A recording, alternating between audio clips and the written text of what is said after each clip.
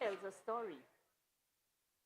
Good afternoon, and welcome to another big conversation as part of Carifesta 15.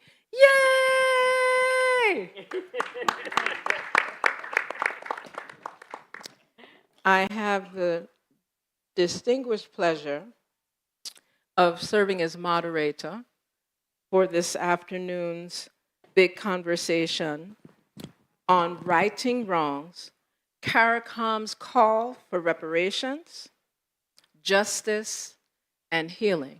And I'd like for persons to let that simmer for a moment, because we're calling on a significant number of ancestral energies, the energies of the elders present, the energies of the youth present, and everyone in between. So that when we have this conversation, it is coming with strength. It's coming with healing and clear, my favorite phrase, actionable deliverables that allow for us to see how reparations moves from 2025 moving forward in practical, manageable, respectful, direct, and oftentimes fierce form. And we're still able to be diplomatic. And we're still able to make sure that we have the conversations collectively and harmoniously to the best of our ability. So I'd like to go straight into the actual brief introductions, because this could have been a lengthy conversation based on the powerhouses that are here this afternoon as we sit in the Marcus Garvey Amphitheater in this respective space. Dr. Hilary Brown has been active in the field of regional development for the past 20 years and is currently the program manager of Culture and Community Development at the CARICOM Secretariat. Additionally, Dr. Brown has provided technical support to the CARICOM Reparations Commission, which reports to the Prime Ministerial Subcommittee on Reparations since its inception in 2013. Prior to her current assignment, Dr. Brown served as information attaché at the Embassy of Jamaica, Washington, D.C., and undertook a host of other types of consultancies. In addition to that, she also is the Queen, we know her as Queen Achom II. I want to make sure I say that, inside of IDO Network International. And she has been really responsible for supporting global African diaspora kingdoms in the reconnection, the various journeys to reconnection in the continent. So let's first and foremost welcome to my immediate right, Dr. Hilary Brown. And moving in the direction to my right, His Excellency Ambassador David Commission, Barbados Ambassador to CARICOM, and I also recall that it's connected to St. Vincent and Grenadines. Yes. Founding chair member of the Caribbean Pan-African Network, founder of the Clement Payne Movement former head of the Barbadian government's Commission for Pan-African Affairs, and significantly, we should remember this portion, a Pan-Africanist, I'm going to say that again, a Pan-Africanist that loves the arts, loves creative arts, and I'd like to, and no stranger to the conversation on reparations, and has multiple publications. So we'd like to also welcome Ambassador David Commission. And this is where my pronunciation on the international stage will be challenged. Daves Guja. Yes! Is a prominent Zimbabwean artist with a long and distinguished career. He is regarded as an icon in the creative space with over 35 years of experience in the theater and film industry and various leadership positions. His extensive work encompasses roles as an actor, director, producer, administrator, and social justice activist. His work is at the intersection of Pan-Africanism. Until recently, our brother served as the chair of the African Union Pan-African Cultural Congress Bureau 5, and his current theater piece, Song Unburied, which focuses on restitution and repatriation of heads of our ancestors and artifacts, is on a global tour for the next 3 years. He believes the present and the future is African. So let us welcome Brother Daves Gusja. Moving forward to our right, Dr. June Sumer. Dr. June Sumer has over 30 years of academic and professional experience functioning at the managerial and operational and technical levels in the diplomatic, financial, and educational sectors. She is currently a member of the United Nations Permanent Forum for People of African Descent. And I want to just highlight a few things. Described as a woman of first, she was the first woman to receive a PhD in history from the University of the West Indies, Cave Hill campus. Whoop, whoop. Here, here. The first woman to serve as St. Lucian ambassador to CARICOM and the OECS, first woman to serve as an OECS commissioner, first woman to serve as the Secretary General of the Association of Caribbean States from 2016 to 2020, and the first woman to perform the role as chair of the Open Campus Council of the University of the West Indies since 2018. I think that we can welcome the Honorable Ambassador, Dr. Sumer. I did a little research, just a little research. I know you all just said, say my name, right? And then, of course, let me continue. And I want to, oh my, where did I put, And I say this with a lot of wonderful energy coming inside of this space. Dr. Sonja Stanley Nair. And she was very clear that I could have done the longer version of her bio, but she said, just indicate that I'm a professor of cultural studies at the University of the West Indies, Mona campus, and the director for the Center for Reparations Research. Does that say quite a bit? All righty, so let us welcome our honorable sister, Dr. Sonja Stanley Nair. So part of what we're going to do in this conversation is really make it so that if you start to find that you have questions that are just coming out of your throat stream, please jot them down, because the intention is to open up for Q&A, of course, but we want to give each of the panelists an opportunity to highlight what are the key areas around reparations, the movement of reparations, restitution, and of course the healing, this restoration of justice that you prioritize in your work. And I'd like to start, and we can go in this order, and then we can come back. Thank you, and good afternoon to everyone here and joining us online. It is such a pleasure, such a privilege and an honor to be here with this esteemed panel. Thank you so much, Dr. Chenzira Davis Kahino, also known to us as Queen Mother Adeki. And let me say thank you to the government of Barbados and to our coordinator, Dr. Mariel Barrow, for all of the excellent work, the hard work, the tremendous undertaking in staging this festival that is so loved, so appreciated, so special to all of us in the region. So first, I wanted to say how important it is and why it is so relevant for us to be discussing reparations, reparatory justice in the context of a regional mega festival on the arts. And I think that because historically, culture really was the site of the most brutal suppression, cultural erasure.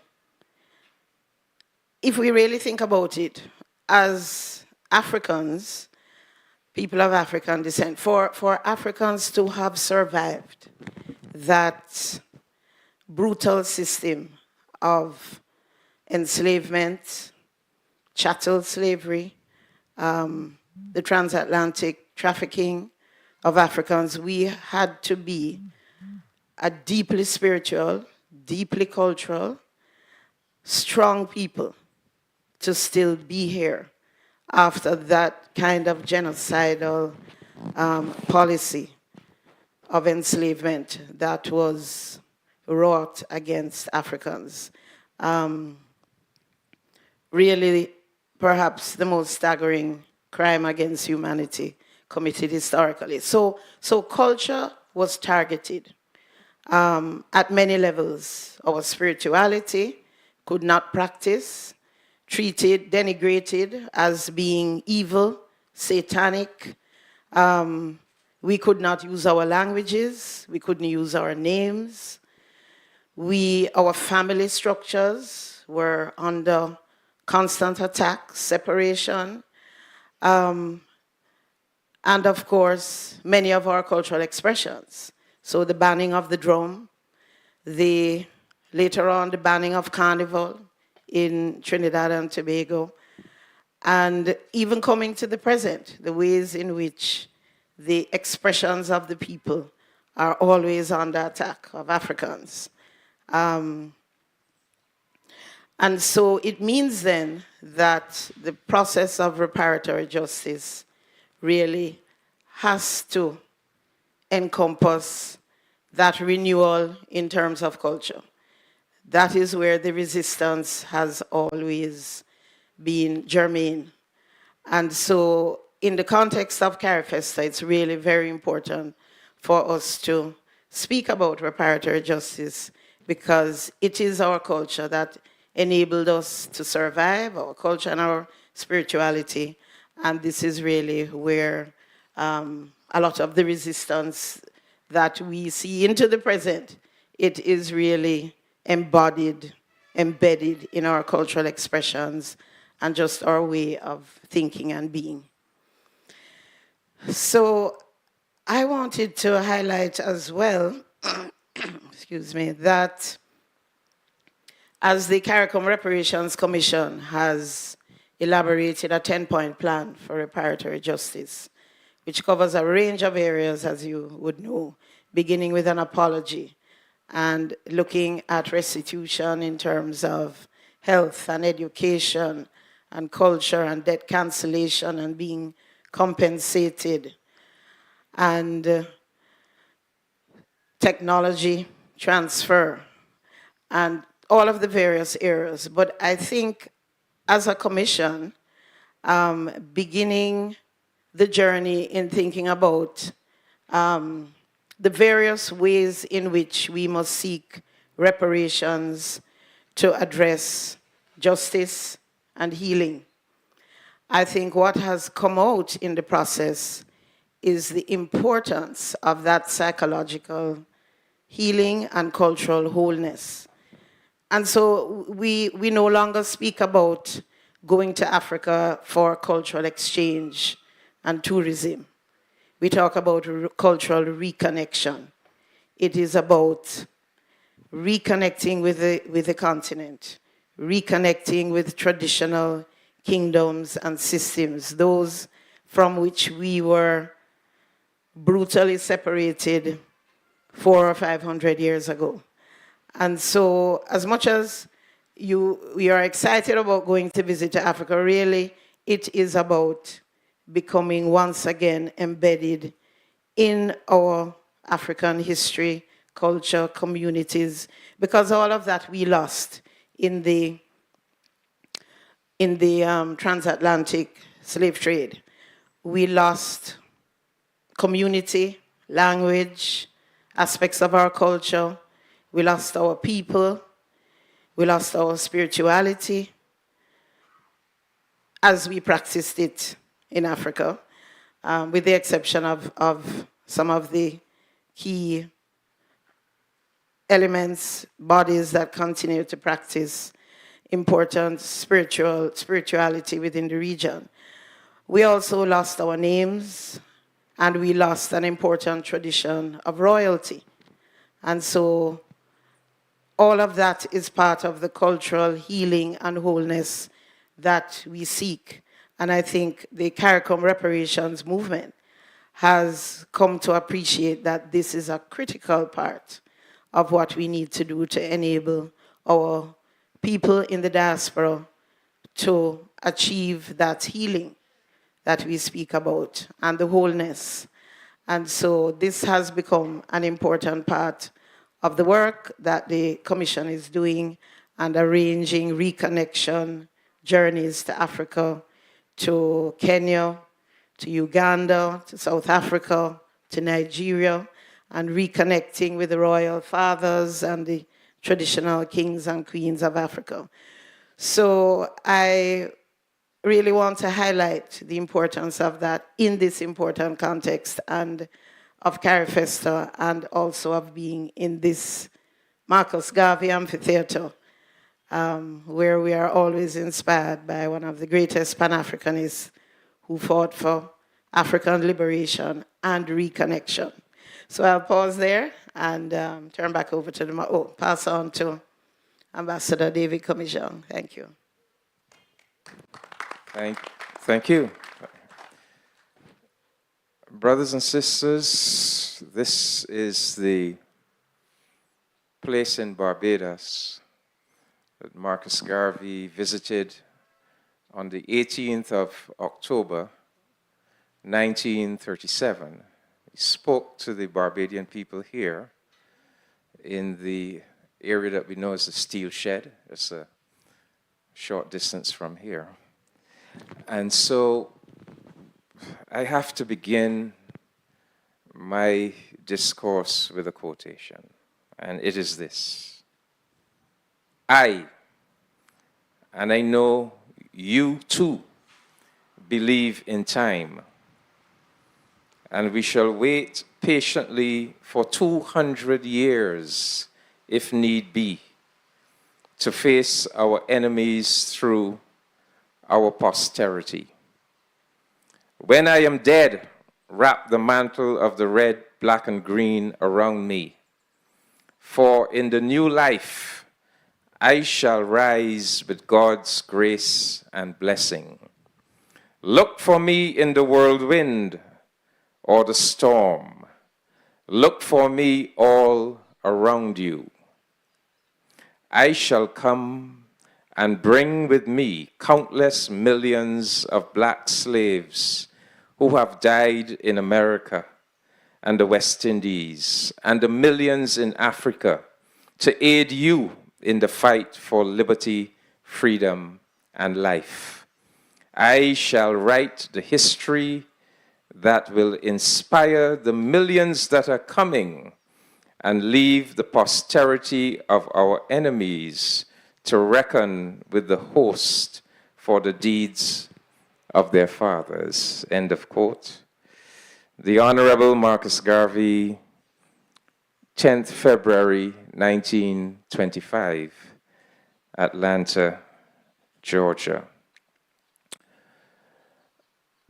And this quotation from Garvey is very appropriate to the reparations message, because he is saying it doesn't matter how long it takes. there's no impunity for crimes against humanity. If it has to take 200 years, the day of reckoning is coming. And that's basically the fundamental message of the reparations movement. There's no impunity.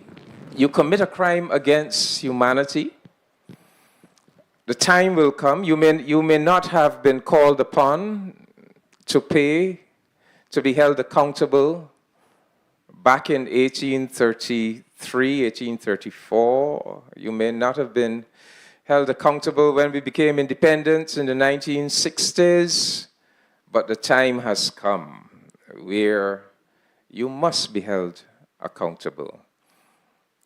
If we, the descendants of those African ancestors, if we fail to demand accountability and justice, we would be sending for those terrible crimes that were committed against our ancestors. If we fail to demand accountability and justice, if we fail to demand reparations, we would be sending a message to the world at large, but to ourselves as well, that we do not consider that our ancestors were sacred beings made in the likeness and image of the Almighty Creator and deserving of justice.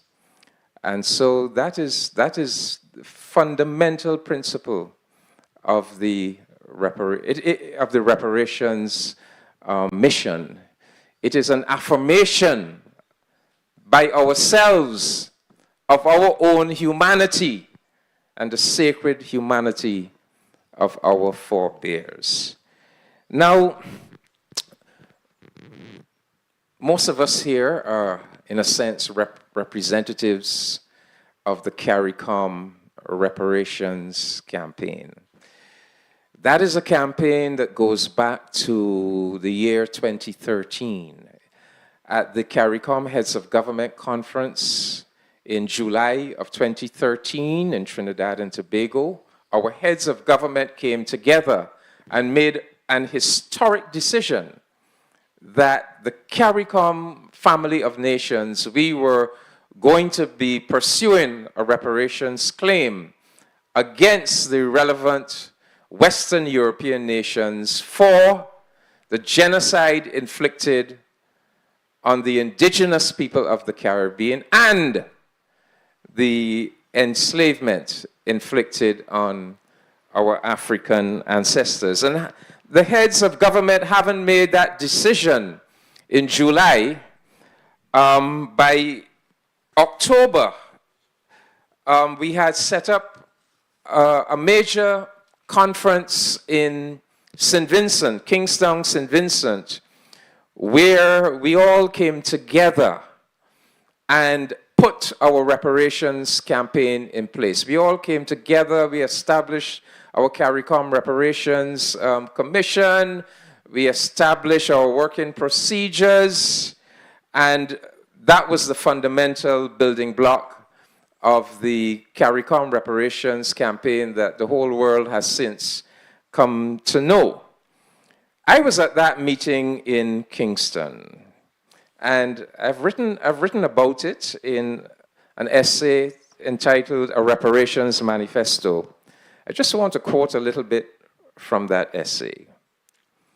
One of the memorable things we said at that historic Kingston gathering was that the 21st century was destined to be the century of reparative justice. Indeed, we declared that we were embarking on a campaign in which we would be striving for a worldwide transformation of centuries-old relationships between the black, brown, and white peoples of the world. Relationships that tragically were and are still based on old but persisting patterns of discrimination, exploitation, inequity, and domination. Relationships that are rooted in centuries of imperialism, colonialism, systemic racial discrimination, African enslavement, and native genocide. We were determined that our campaign would promote the sort of global justice that the world so desperately needs. Reparatory justice in all of its dimensions: social justice, economic justice, climate justice, and that we would be striving for the new relationships that would shift the current destructive international economic model towards social, economic, and environmental sustainability. So, as you can see, reparations for us in the Caribbean community is not merely about a money payment. Yes, there is a money component, but reparations is about much more than money. Rather, it is a revolutionary program of transformation that is designed to eradicate structures, practices, and consequences of anti-Black and anti-Indigenous racism, and to create just societies and a just international order. Put another way, our CARICOM reparatory justice campaign is designed to address the historical legacies of underdevelopment that are directly linked to the European perpetrated crimes of native genocide and African enslavement. So I wanted to quote that in detail so that we can begin with an understanding of how comprehensive and overarching and revolutionary the reparations campaign is.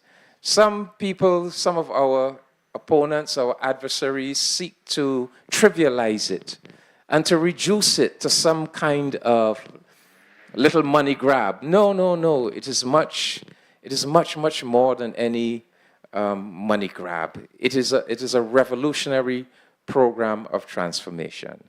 And I would just like to end by breaking down, simplifying what I've just said, by breaking it down into 5 components. So, reparations is the remedy that is due and that is appropriate where a wrong or a crime has been committed in international law. In particular, the most heinous forms of international law crime, crimes against humanity, and genocide. Reparations is the remedy. And reparations is a remedy that is supposed to repair the damage that was done. That is supposed, once it is fully implemented, to restore the situation, the damaged situation, to what, in all likelihood, the situation would have been if the crime had never been committed in the first place. So having said that, for me, 5 components of reparations. Number 1,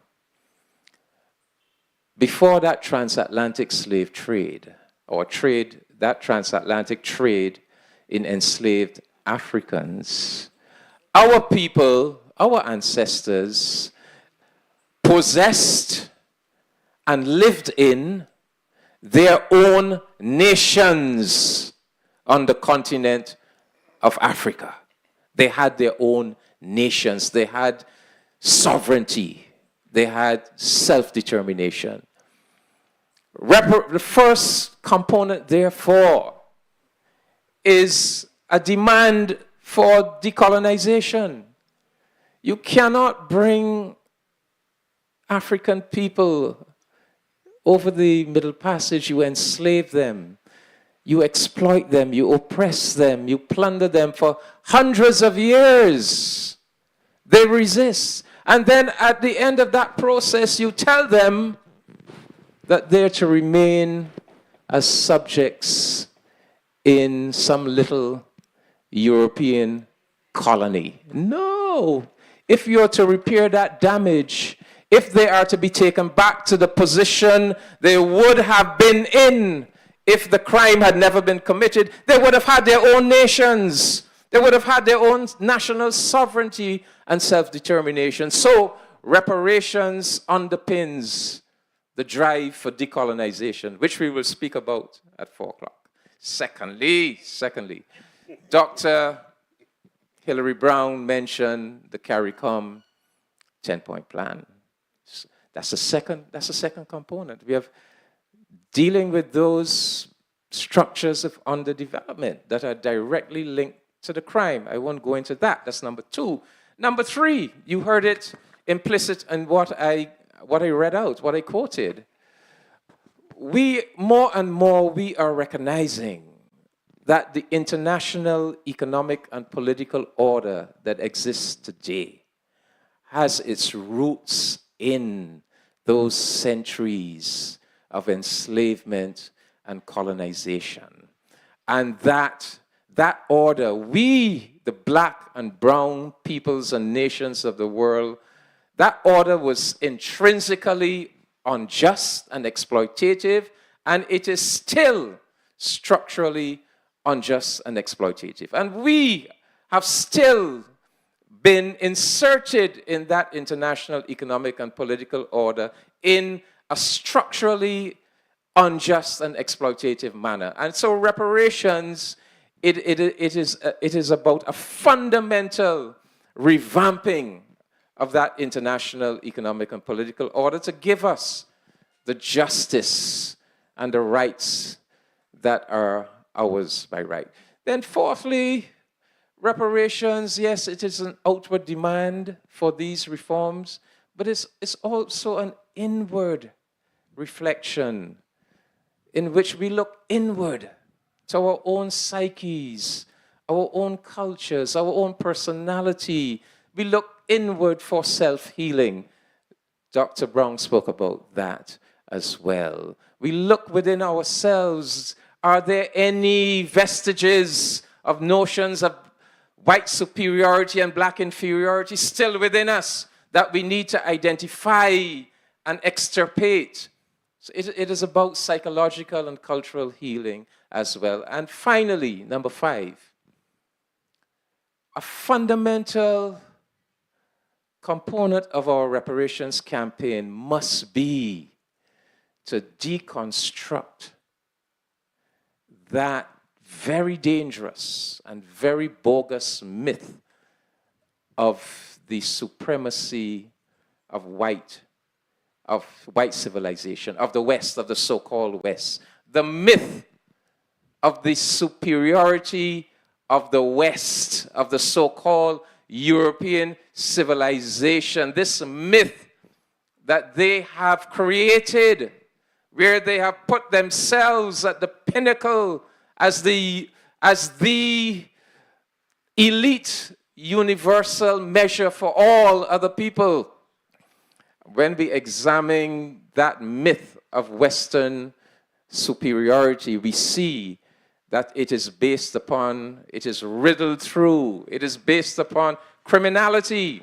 That vaunted European structure was based on the commission of the most terrible crimes against humanity, genocides against native people from the Americas to Australia, enslavement, rape and plunder.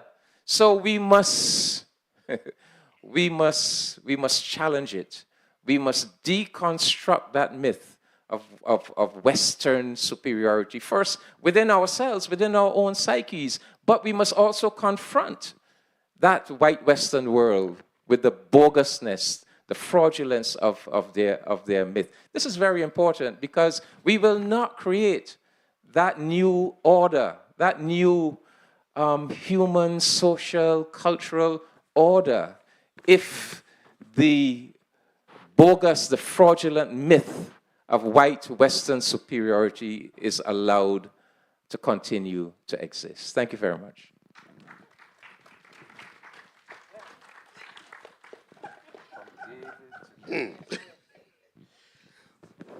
one of the key dangers is being a speaker that follows such eloquence.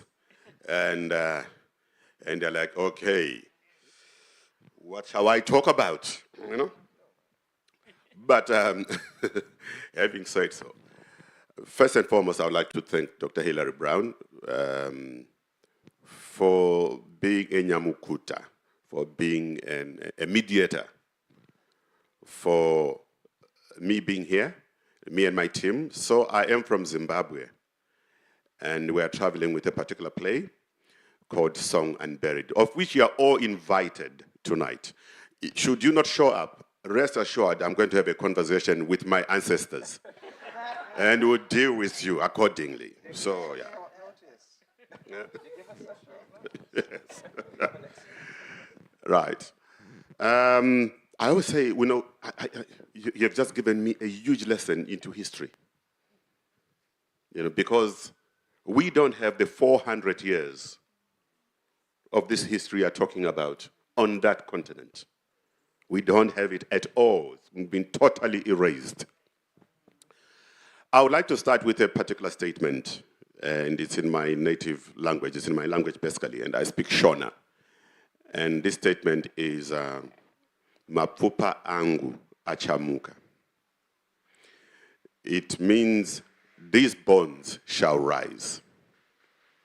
This was the famous statement that our spiritual medium, Nehanda, who has actually become of a global figure, and she's the one that actually kind of represents Zimbabwe in its full context. These are the words she said when she was being hung in 1896 on some tree, when she refused to convert to Christianity, and when she decided to utter those words as a clarion call for future generations to take up arms and fight for the country, and that was in 1896. Now, fast forward to about 1961. We entered into a new phase of trying to get Zimbabwe's independence. I was still young. Yes, I look like an ancestor, but believe you me, I'm pretty much young, right? But around 1961, the spirit world, because you know Zimbabwe is a very spiritual country. So around 1961, the spirit world then gave a nudge to the guerrillas, to the liberation movement, to say, you must restart that war. And war in Zimbabwe, maybe you've come across this word called chimurenga. You know? So chimurenga is war. And if you remove the chi, part of it, you only remain with murenga. So when Zimbabwe wants to go to war, we invoke, our god of war is murenga. So the chi part of it is really, is the subtext that sort of says, now we must. You know, it's a movement. So around 1961, there's a little bit of history. You understand there's a method to my madness here. Around 1961, people like Robert Mugabe, people like Joshua Nkomo, and all the other leaders that you know of were brought into a shrine, one of our most sacred shrines, and they had a conversation with the spirit mediums. And this is real, it's well documented. So with that meeting, they were asked to do two things. They requested the spirit mediums for assistance to win the war of liberation. And the response from the spirit world was, we will assist you on condition that when you come back, you need to do two things. One, you must cleanse the land. When you win the war, cleanse the land of all the bloodshed that would have been spilled. Mind you, Zimbabwe lost over 25,000 people for us to get our independence. It was a long, drawn-out war. And then the second request was, you must bring back our heads that are in the British Museum, that are at Oxford, and that are actually in Edinburgh. This was the demand. Now, when the play that I do is really about trying to find resonance, it's trying to put closure to an agreement that was made in 1961, a pact that our political leaders made with the spiritual world, and they've never fulfilled it. Those that are familiar with some of Zimbabwe's problems, for us, we always say as Zimbabweans, the reason why the country sometimes finds itself in a dangerous space is because the spirit world still believes that the country is still at war. Because the politicians have deliberately decided not to put closure to this particular part. In 1980, fast forward to 1980, Zimbabwe gets independence and Robert Mugabe comes into power. He initiates about 7, we call them biras, 7 gatherings in various provinces so that at least we could actually start the process of cleansing the land. And when it came to Bira number 8, he said he had had enough. The day he said so is the day when Zimbabwe actually lost in an unexplainable stampede in our National Sports Stadium. We lost 97 people. They just died, just like that. So, where am I going with this?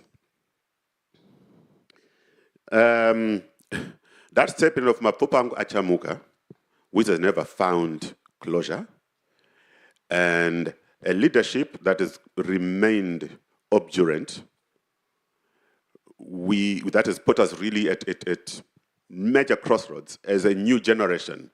And I classify myself as part of the new generation. I'm 58, by the way, so I'm part of the new generation. Because at independence I was 13, so now I'm that. 5 years ago, the British government, and this is a real story, you can actually Google it up and so forth, because it's actually something that's happening as we speak. The British government 5 years ago approached the Zimbabwean government and they said, can you please come and collect your heads? These heads that we're talking about are heads of our spiritual leaders. In their hand, I was just one of them. In total, there are 13 spiritual heads. Our understanding is that these heads were preserved in jars. So we are at that time where we actually said to ourselves, how can we go to the UK to collect those heads? For the last 4 years, this conversation, which has been ongoing, sometimes it kind of moves fast, sometimes it stops, it moves and then it stops. But as of 3 months ago, the British government said to our National Museum and Monuments, said, can you please come in with your team and collect them, right? Now, there's a point of departure here. What does one do with 13 heads of ancestors when they come back?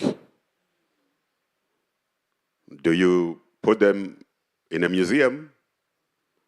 Do you preserve them in some mausoleum? What do you do? And this is why I created the work that you will come tonight to see. The Minister of Home Affairs is of the opinion that when these heads come back, let's build a structure for them and put them there.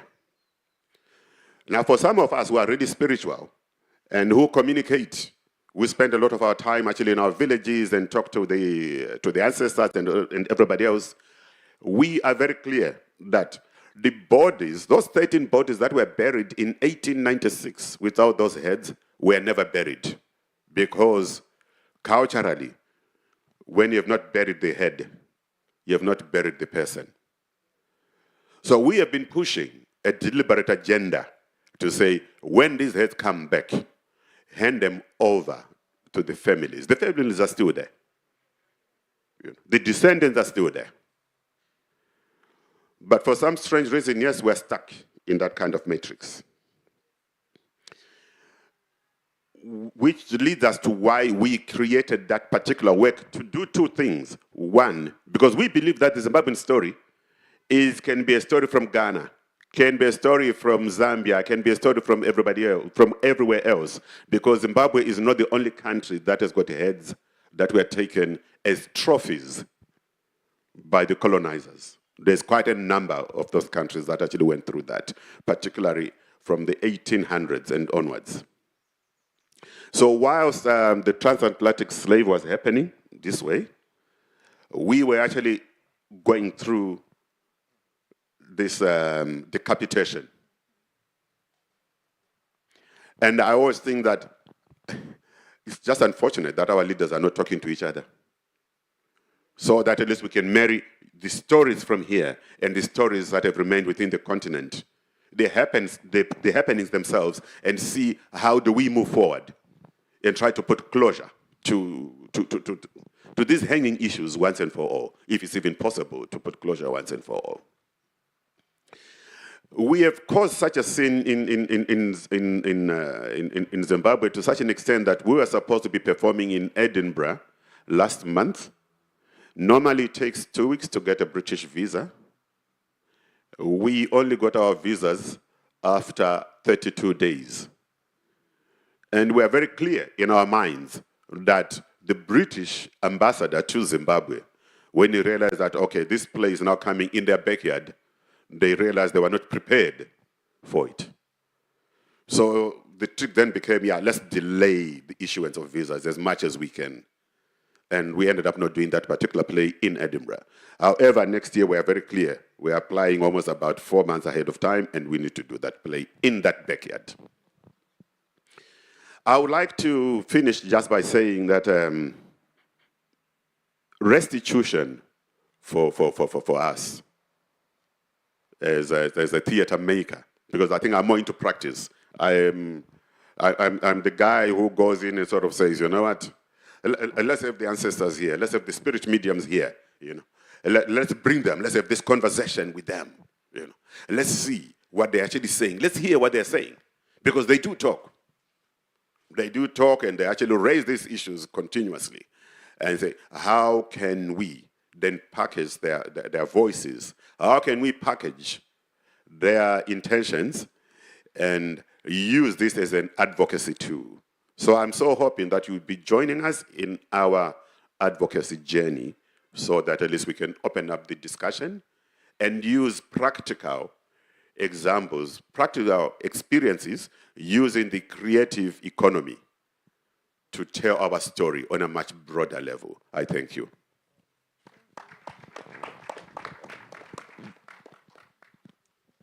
Thank you very much. You have received so far a very comprehensive overview with regard to the issue of reparatory justice. But I want to add 2 dimensions to that. The first is something that I work on a lot, and that is reparations for women of African descent. And the reason why I focus on women of African descent is because I know that enslavement and the concept of chattel slavery was not a gender-neutral term. That there was specific war waged against women of African descent, and that war has legacies that we see today in daily life. My first reason for doing this happened when I was at university here in Barbados at Caville, when my professor, who is now the esteemed Sir Hilary Beckles, said in the class, the only person who could reproduce an enslaved person was an African woman. Think about that for a second. So I thought to myself, and it was the first time I ever cried in a class, and I haven't cried since, because I was then determined to fight. I thought to myself that if I had been an enslaved woman, all of my generations would have been enslaved because of me as a woman. And a lot of the images that you see of African women, and after that, women of African descent in the literature, would focus on the negative. So here I am as a female history student, reading that African women were considered masculine. You remember in the first conversation that we had at Golden Square that Sir Hilary said that Barbados is one of the slave societies where women outnumbered men. And that is because, one of the reasons is because of the fact that they saw us as being equal to men working on the field, in the cane fields. There was no difference between the African man and the African woman. They took away everything that was feminine and womanly about us. And we were these masculine beings able to go into the fields and work, to reproduce 1 second and back in the cane fields the next second, because we did not feel pain during childbirth. And a lot of the experiments that have been done in terms of gynecology with regard to the female body was done on enslaved women. And that these experiments were written into medical books that exist today that say we cannot bear pain, that we can bear pain, that we cannot, we are strong enough, our bodies are strong enough to be able to labor and to labor. And so for me, it is important that we recognize that there must be reparations for the woman of African descent also. And this has translated into a number of challenges that we face. So because we were these big, robust women, we were not feminine, and because we are being placed against white women, that we were not beautiful, and what the questions that David wrote, spoke to with regard to white superiority, we have to consider in terms of gender also. Because we were not considered beautiful.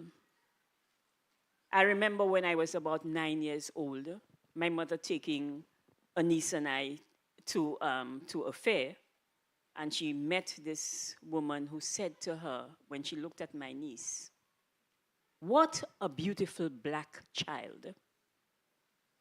And my mother, very gentle woman, but very outspoken, very much like me, said to her, "Why did you say a beautiful black child? Why didn't you just say a beautiful child? Aren't black people beautiful also?" And that was my first awareness that all of these shades and mosaics and diversity of us as people is important. We must speak to it. Because dark-skinned women get a very raw deal. And we have to make sure that we fight for them as women.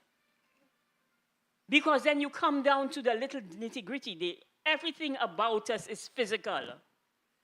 So it is about our bodies, and they don't mind, and even we don't mind when those things that they do not consider beautiful in us, whether it's the hips or the bum or the breasts or the lips, are now plasticized.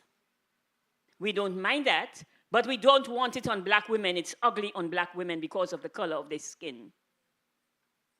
And then our hair is never good enough. When I was becoming ambassador to CARICOM and OACS, a woman stopped me and said, "I heard you were being selected as the ambassador. I hope that you are going to do something about your hair." And so the legacies, the healing that we have to go through as a people with regard to the way we think of ourselves is important. And why I focus on women, it is not because I don't want to focus on men. I think the story is incomplete if we do not focus on reparations for women. We have a specific place in history that we must speak to. So that is my first point. And you asked for a deliverable, Dr. Chen. One of the things I want us to do in the decolonization process is to remove the laws that continue to discriminate against women of African descent. So it is still legal in some of our countries for husbands to rape wives, because we have not taken the time to go into the legislation to see how it discriminates against women. And we will never have a healed society if we do not ensure that there is healing for our women. So that is my first important point and deliverable. And the other one has to do with what was said with regard to the fact that there is not that 400-year history being taught or known of in Africa. And one of the things that the CARICOM reparations movement has done is to awaken something that we are starting to see bear fruit, and that is global Africa. The reparations movement must become a global movement. It cannot simply be about us in the Caribbean asking for repair and restitution and healing. It must be the whole, the globe of global Africa that is asking for that. And so the trip of that play going around the world is one of the things that we have to promote. And the reparations movement must span everywhere in the world. We have made a lot of strides because of what CARICOM brings to the table. Never underestimate our reparations movement. We have taken it to the United States. We have spoken in parliaments in Europe. We have taken it to Latin America and Central America. And we are now having the conversations with Africa. On the 7th of September, the 6th and 7th of September, our heads of government will be speaking at the AU, at the African Union CARICOM Summit in Addis. And we will be talking to not only the theme of the African Union for this year, which they have now expanded into a decade, which is reparations for Africa and people of African descent, as well as our own 10-point plan, which we have revised and we are in the process of rolling out, to show that we have been at the forefront because we understand that the inhumanity and the laws that were put in place in the Caribbean, in Barbados, starting in Barbados, which said that we were not human, is now a global issue, that no African or person of African descent is considered human. And when they look at us, that is the first thing that they see, that we are not human. And every day we have to be fighting for that humanity. Even more so when you are a black woman. I can tell you that because of the spaces where I sit. That you have to always fight for your humanity as an African or a person of African descent. And I'm saying that it is time for our heads to make that move. That's the other deliverable I want, Dr. Chen. And that is for us to confront Europe. We have to go in, if they will not come to us and they will not respond to our letters, that we ourselves must now go to Europe and make it very clear that this reparations movement is not simply about compensation. Yes, they owe us compensation. They were paying the British planters' families compensation until 2015. It's not something that is so far away because some of our people tell us, forget it. It was a long time ago. It cannot be a long time ago when the trauma is still in you. It cannot be. Somebody said in the previous panel, genetics is about language.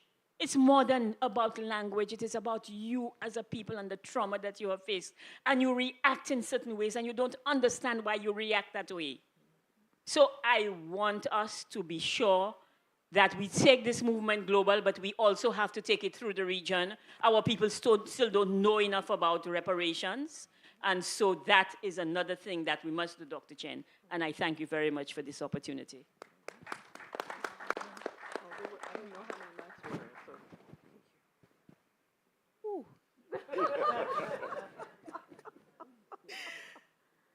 In the spirit of my ancestors, in the spirit of your ancestors, in the spirit of Marcus Garvey, who stood in this place, as a Jamaican, I want to say to you, there's a railroad made of human bones at the bottom of the Atlantic, in the words of Amiri Baraka. And in my focus on internal repair, it is important to acknowledge that this repair, you have heard it from each of our panelists, that this repair is repair that has to happen at several levels, in several geographical locations, but absolutely in the context of the African diaspora. Our only job right now is reparatory justice.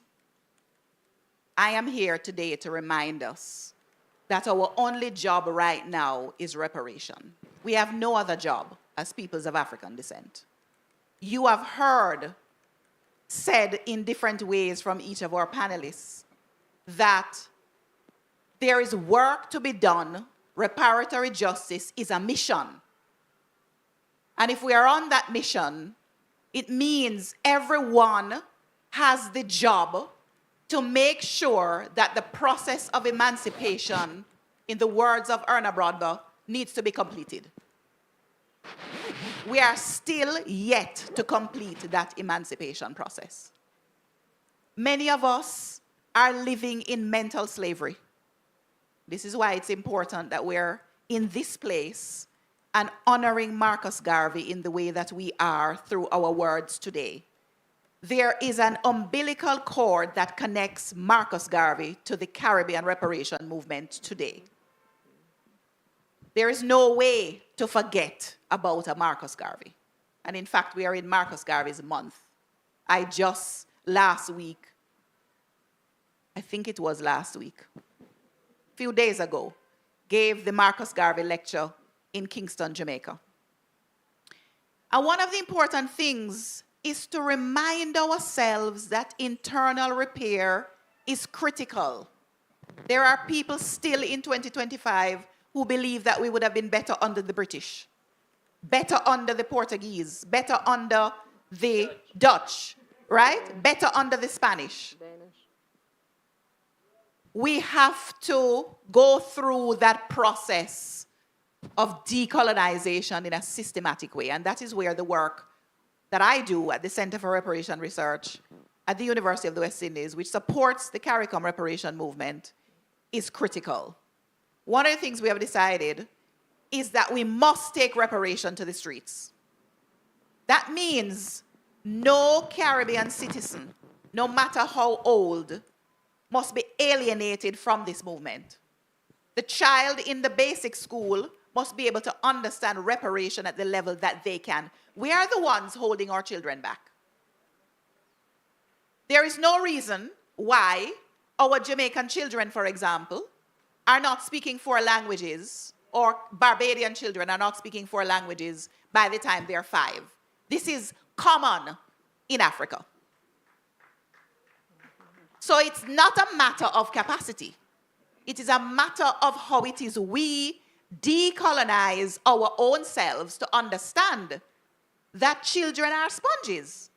They're going to be able to learn and understand at the level that they understand, whatever it is we're trying to teach them. So taking reparation to the streets means that we have to systematically reach every citizen. And last count, was it 44 million in CARICOM? Correct. We must reach every Maybe 44 in the Caribbean. Caribbean. not Africa. Yes, Africa in the is- Caribbean. In the Caribbean, 44 million. We must reach our 44 million people. And there is, of course, a diaspora, a Caribbean diaspora that must also be reached. And I am very passionate about this because we could, in our movement, focus on the diplomatic work that needs to be done to engage with the former colonizers and leave behind our own citizens who are living with the legacies of enslavement, the legacies of chattel enslavement, the legacies of colonialism, and we ourselves doing damage to ourselves internally, continuously, repeatedly. Julius Garvey, in a conversation he was having many years ago, 2012, 2015, thereabout, he reminded us of that internal repair we needed to do because of this internal damage we continue to do to ourselves. So this reparation movement is not about the people you're seeing on this platform. It's not about the people who are doing research in universities only. It's about every citizen in the Caribbean. And so the Center for Reparation Research, we decided that we were also going to focus on youth. We launched an international reparation debating competition. I don't know how many of you have heard about it, but we will be staging that international reparation debating competition again in 2026. A Trinidadian school won the 2025 international reparation debating competition. And we were so very proud of those young people who took to this knowledge with the passion that I wanted to see. I imagined the conversations that would be happening in the homes, how those students preparing for the debating competition would be speaking to their community members, their teachers, their classmates. That's what I wanted, a routinization of reparation, of reparatory justice. That's where we are. That's where we must be. So I say to you that there is work to be done. This is a mission, and that every single citizen of the Caribbean has to be recruited into this mission. Thank you very much. I want to thank you each for just giving some context to why we were gathered in this particular space at this particular time and season. You highlighted that, Dr. Sonja, by just sharing the fact people refer to it as Mosiah Month, Garvey Month, African Liberation Month, Part 2, because we do share May. But we also wanted to share a couple of things, because what I'm hearing, and thank you for all of the actionable deliverables, because while we're speaking about reparations and reparatory justice and the link it has to decolonization, this also has, and the link to dehumanization of African, indigenous, ancestral, native people. It's very important that we don't leave out anyone in that conversation. This is happening across the board with humanity. And the things that have been highlighted on the specificity around the issues affecting our African women in particular, as so eloquently shared by Dr. Sumer. And the historiography for persons that may want to get more information. That's the other part that I left out, that Ambassador Commission, by training, is a lawyer. So he can identify the legal ramifications, the history, the logistics, chronologically, even if it took more than the allocated 10 minutes, which is fine. I'm clear, because that needed to be said. But the other portion of what we're sharing here today, you can't keep Garvey to any time. That's right? That takes us back to the conversation in regard to Fidel and others, yes. And I think it's important that we speak of, around this theme, of the enduring impacts of reparations, the way that we ground this inside of what is being done through CARICOM, through the CCR, through CPAN, and several other organizations, through the still existence Universal Negro Improvement Association, African Communities League, whichever version that persons speak of, because persons forget sometimes, that the UNIA still exists in many spaces internationally. And with all of the technology that we have and all of the AI that we have access to, sometimes we overlook they had millions in the early 20th century. And so it's to restore that, and doing that through the reparations movement, taking it to the streets, having the youth involved, elders that are involved, persons that are academics or not, persons that are artisans, persons that are in every sphere of our existence. That is primary, right? So that was pretty much, so what I just wanted to make sure that I didn't forget the piece. And hearing about Chimurenga and Moringa and Nehanda, for those that aren't familiar, that's the type of research that's important when we speak of reparations.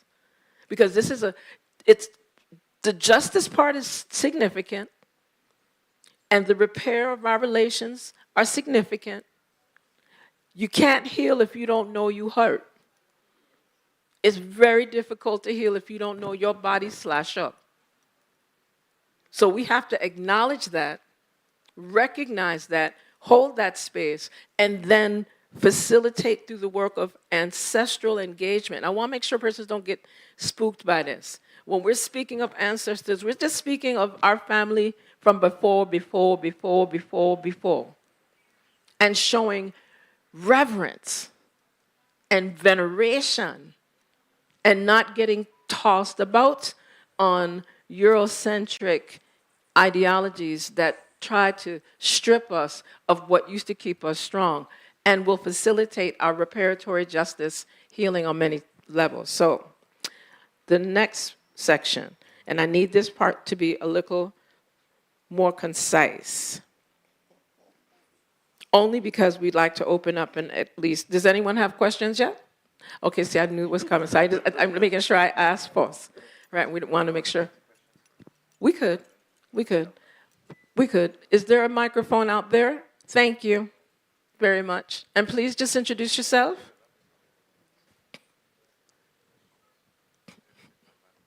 Good afternoon. My name is Edmund Hinkson, former Home Affairs Minister in Barbados, former parliamentarian, direct contemporary of David's, in fact, attorney at law as well. And first want to congratulate the organizers of this session. Yes, in the name of Marcus Garvey, perhaps the most important figure coming out of the English-speaking Caribbean ever. Two issues I want to raise. One, I was extremely interested, especially in Dr.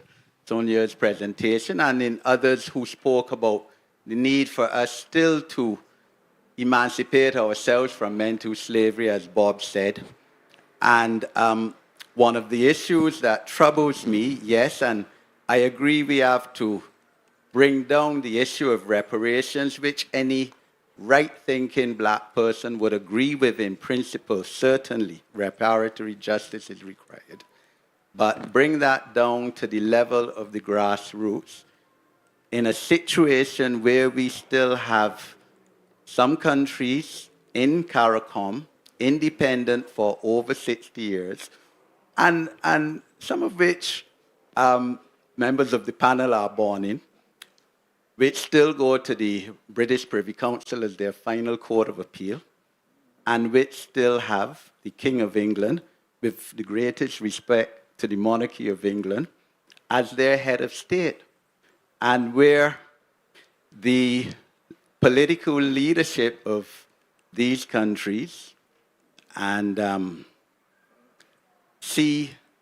can't come together to understand that we cannot have full independence and emancipation if our political system at head of state level is outside of their country and our region, as well as the legal system. And how do we now move to change that in a situation where perhaps, as was said, the average person in the street in Jamaica, in St. Lucia, feels that this has nothing to do with them, that it doesn't put bread on their table tomorrow morning, but which is of fundamental, in my opinion, psychological importance to our advancement as a people. And if we can't get our own political leadership in some countries to move towards and understand that we as independent countries since the 1960s have to vest our strict internal affairs within the context of our countries and CARICOM, we still have a lot of work to do, as has been said. The second issue is the concept of reparatory justice is, of course, known globally. The Jews have got and continue to get every year reparatory justice for the Holocaust, which, in my submission, and I think the moderator said, is not as equal an international crime against humanity as slavery was. Slavery, of course, going over hundreds of years as opposed to 6 years of a Holocaust. And even every year, as I understand it, reparations are paid to the World Jewish Congress by Germany, continue to be paid. In America, there are examples where the US government paid the Japanese, whose, even though they were US citizens, were interned, etc., during the World War, or both World Wars. So there's the concept, accepted concept internationally and globally for reparatory justice. And why, I would wish to hear from the panel, has it not been accepted internationally or globally that Caribbean people, that African people, people of African descent should get reparatory justice too for centuries of inhumanity committed against us? Thank you. Thank you for that question. I want us to field another question and then go to conversation. Is there another question? Yes, please take the microphone to our sister. Hello, thank you for the knowledge and wisdom you have shared with us. My name is Vernita Pearl Ford. I'm with the Center for United Nations Constitutional Research. And yes, we have to take this to the streets. We have to take it to the community. We have to take it to our capitals. We have to take it to the regional organizations. We have to take it to the regional courts. And we also have to take it to the United Nations and the International Court of Justice, reparations. And I have made the case that I do believe that this region, just given all that it has done, is so well placed to play the global leadership role in invoking Article 109 of the United Nations Charter, which allows for the convening of another international convening. 80 years ago today, 80 years ago this year, the United Nations was born. A third of the world was colonized. Most of the people who looked like us were not there. 50 nations created that charter. And now I think for the first time, a lot of people in the world understand the power of the United Nations, the weaknesses, and there is an instrument we can use to actually drive reparations, create that new international economic order that we need, and so much more in a participatory and democratic process. And I would just love your comments. Thank you. Thank you for that. Sister here. The sister here. Thank you. Good afternoon. Thanks for the wonderful information shared. My name is Nilda Arduin. I'm from the 37 square miles of St. Martin. Small, but put it in your eyes and you'll come again. A question really to our brother from Zimbabwe. I'm a lawyer. I've been the first ombudsman on St. Martin, being part of the International Organization of Ombudsman. What something that our colleague from Zimbabwe said, that the history of slavery is not commonly taught on the continent. And that brought me to the thought, as an academic, I often ask peers, colleagues of mine, especially when I was on the African continent, whether they wondered whether I'm a distant cousin or not. And somehow I felt that with a sense of shame, they would tell me, you know something, the history of the transatlantic slave trade, we hardly know anything about it. And I'm talking about academics. And it was never taught to us. And having brought forward by our colleague from Zimbabwe, and the fact that we are saying that we have to reconnect the West Indian stories and the stories from the continent, I would like the gentleman, our brother from Zimbabwe, to say a little more why the history of the transatlantic slave trade is not commonly taught in the schools on the continent. I'm always saying it all depends who tells the story. Thank you very much for that. Is there any burning?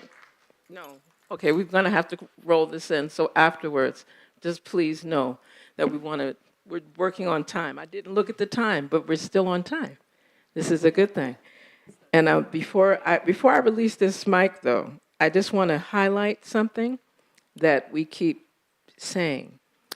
English is really a peculiar language because we tend to beautify things and sanitize things when we even mention the transatlantic slave trade. It sounds like shopping, yeah?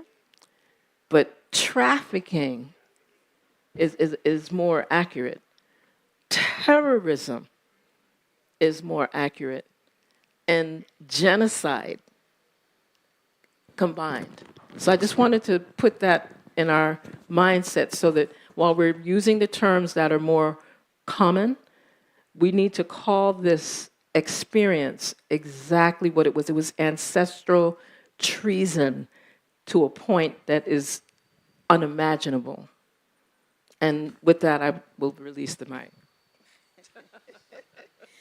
Thank you, and thank you for those really great questions and comments. I wanted to comment on the first point that was raised about why it is that people of African descent, why there doesn't seem to be that global consensus, willingness, understanding, why it is people of African descent should get reparations. And I want to say that it is essentially located in the racist ideology, the white supremacy, all of the legacies of enslavement, in fact, dictate an international sensibility that black people are not deserving. They were not deserving of being compensated at the end of enslavement. They were turned off the plantations, given nothing to work with. They had to work together and establish free villages and so on. So beginning from the very beginning, we were not perceived to be deserving. The ideology of racism is such that people of African descent are at the bottom of the social ladder, and they are where they deserve to be because they were subhuman, they were 3/4 of a person, and still largely seen in that context and in that ideology. So going to the next point of how do we then mobilize, and I know Dr. Suma will have a lot more to say on that, but it comes back to that concept of global Africa. We have to be united in this fight and in this struggle. The more we come together on this, Africa, her diaspora, as well as those persons who are not African who support the cause. It needs a coalition of all the like-minded, all of those who are convinced and seized and appreciate the suffering and the continued suffering that people of African descent continue to endure. I want to touch on the question that Eddie raised about why, and just to build upon what Dr. Hilary Brown said about why this entrenched denial of the right of African people to reparations. So I was very much involved in the United Nations World Conference Against Racism, in all the preparatory meetings in Geneva. And during that process, the European representatives, and in particular, the British representatives, said to us that we don't owe you reparations because at the time when slavery was practiced against your ancestors, it was legal. Now, because we are here in Barbados, and because that bogus notion that the enslavement of African people was legal actually was constructed right here in Barbados, I would like to just share with you a little information taken from this booklet that I published this year. It's entitled, What to the Republic of Barbados Does the 14th of May 1625 Mean? Barbados was colonized by the British in 1625. So this year is the 400th anniversary of that colonizing mission. So Barbados was the sugar revolution, sugar plantation economy, large sugar required large numbers of imported African enslaved labor. By 1660, the percentage of the population of Barbados that consisted of enslaved Africans was outstripping the European percentage. And so the then colonial House of Assembly said the time has come when we have to put some serious legislation in place to regularize the system of enslavement. And so they passed the infamous 1661 Barbados Slavery Code, which became the model. In that slavery code, they said in the preamble of that slavery code, we in Barbados, as a colonial House of Assembly, we are not entitled to enact any laws that are contradictory. We are entitled to enact laws, but we are not entitled to enact any laws that are contradictory to the laws of the mother country, England.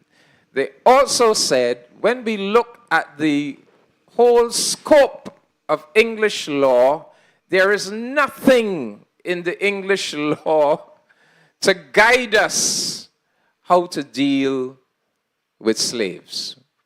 And that was so because slavery had been abolished in England since the 12th century.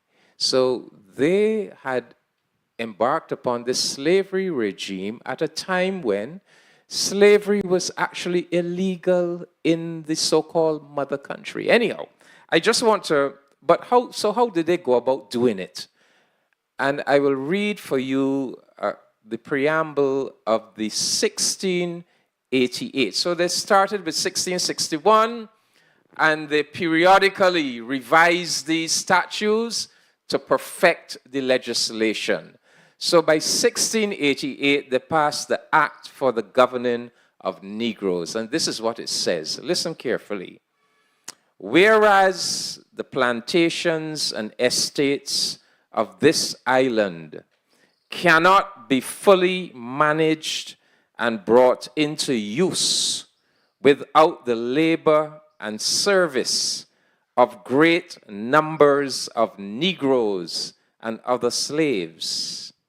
And for as much as the said Negroes and other slaves brought unto the people of this island for that purpose are of barbarous, wild, and savage natures, and such renders them wholly unqualified to be governed by the laws, customs, and practices of our nations, it therefore becomes absolutely necessary that such other constitutions, laws, and orders should be in this island framed and enacted for the good regulating and ordering of them, as may restrain the disorders, rapes, and inhumanities to which they are naturally prone and inclined. End of quote. So understand what is happening here. In England, it is against the law to kidnap, to enslave, to imprison, to mutilate, to rape a human being. It is against the law. This Barbados House of Assembly, in order to get around that situation, said, we, the Barbados House of Assembly, we determine that these Africans are not human beings. These are wild, barbarous, and savage creatures who are inclined to disorders, rapes, who are naturally prone and inclined to disorders, rapes, and inhumanities. And therefore, the legal system that applies in England is not appropriate to be applied to them.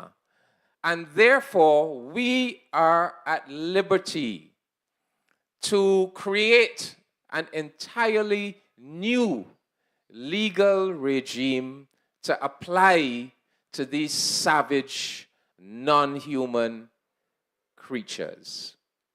Well, what we know is that no legislative assembly has the power to transform a human being into anything other than a human being. It is a factual absurdity. And we know that legislative acts that are factually absurd are inherently null and void.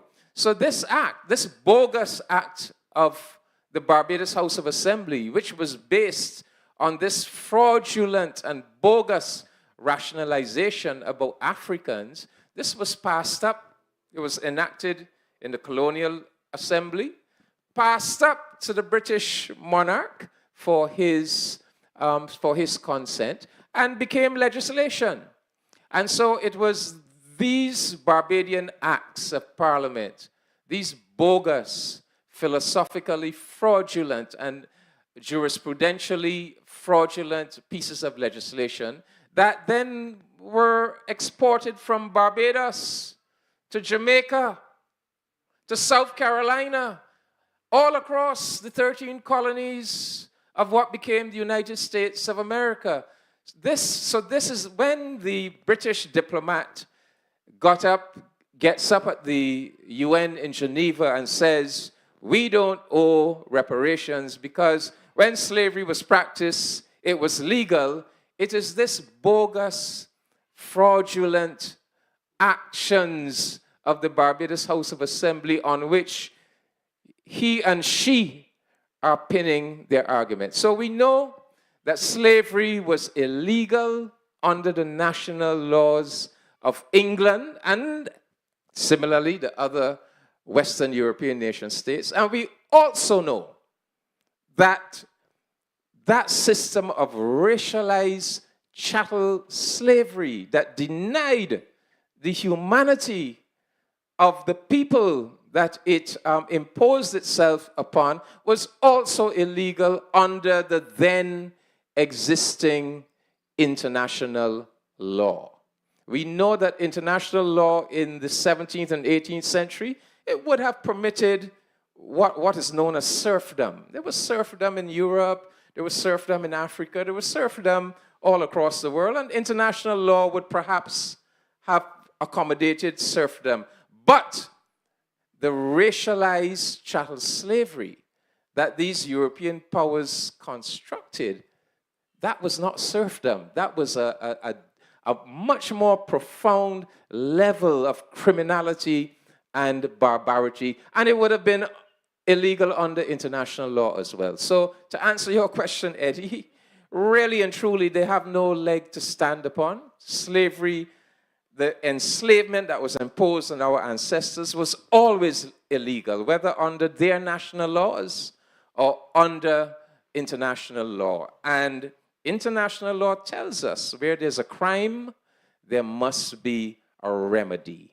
And the remedy for this kind of heinous crime against humanity is reparations. Over to you. My sister from St. Martin, I have no idea where. I did not know that there's a country called St. Martin. No, I'm telling you, I'm learning every day. Oh, they're all from. Okay. Okay. I tend to answer that question in this way. So, in my opinion, that is deliberate. It's deliberate from our own nation states, our leadership, our political leaders, to not join the dots. It's very, very deliberate. I think Africa is in a very dangerous space at the moment, where we are seeing new dynasties being created. They will not even talk about the Mwanamatapa Empire, let alone actually put in money so that we have got a deep understanding of what it actually meant. The Great Zimbabwe Empire. You will not discover that actually in any classroom. It's not there. You only get surprised when you actually go to the actual site to say, oh, we did that? Was it us? You know? Because a lot of, I think, when Africa got independent, a lot of our leaders decided that the conversations, the history, must start with them. So a lot of it just starts with. Robert Mugabe did this. The current guy is actually busy writing out Robert Mugabe as we speak in the history books. So that's how crazy it is. It even becomes much more dangerous for some of us because so I make documentaries, I make feature films, I'm into theater and so forth. And I can safely tell you this, that in Zimbabwe, we actually have got 2 sites that were used as jetties for slavery. We know the remnants are there. When you actually go into the border with Mozambique, on the other side, where you actually have got an outlet into the Indian Ocean. We know it, we've documented about it, we've spoken about it. But when you now go into the politics and say, shall we have part of this history being recorded and being recognized? Oh, they'll tell you, no, we are too busy. So everyone is just busy. We are busy doing nothing. So, but anyway, that's me. Thank you. Thank you. I want to add another dimension to what David and I'm adding dimensions today to what David and Ende said. Yes, David and David. One of the reasons is because of something that is very similar in the Caribbean. And that is because we like to hide our past because we think that we were complicit in it. So in Africa, the myth has been spread that Africans were responsible for enslavement of Africans without thinking about the dimension that David spoke to, which is a totally different type of enslavement. In the Caribbean, you could be bought, sold, born as an enslaved person. Usually in Africa, it was after a war or some kind of disagreement, etc. You could be inherited. And that law that David spoke to also spoke to the fact that now a lot of these planters had the liberty to rape. And so if you look at some of the reports that come out with regard to how much compensation, how much reparations, especially with regard to women, and if you consider that women were raped from the time they were 10, if you can consider a 10-year-old woman,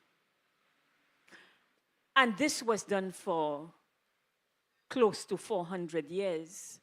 The calculation in some of the texts is that there were more than 50 million rapes of women in the Caribbean and in the United States over that period of time. I remember speaking to Sir Hilary on one occasion, and he was saying that when you look at the statistics, the first 2 children of enslaved women were always mulatto. So the planters thought they had a right to the bodies of these young women. So their first 2 children, after that, they become African, fully African.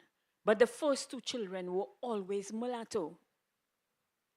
And so all of these laws, we have to look at them closely.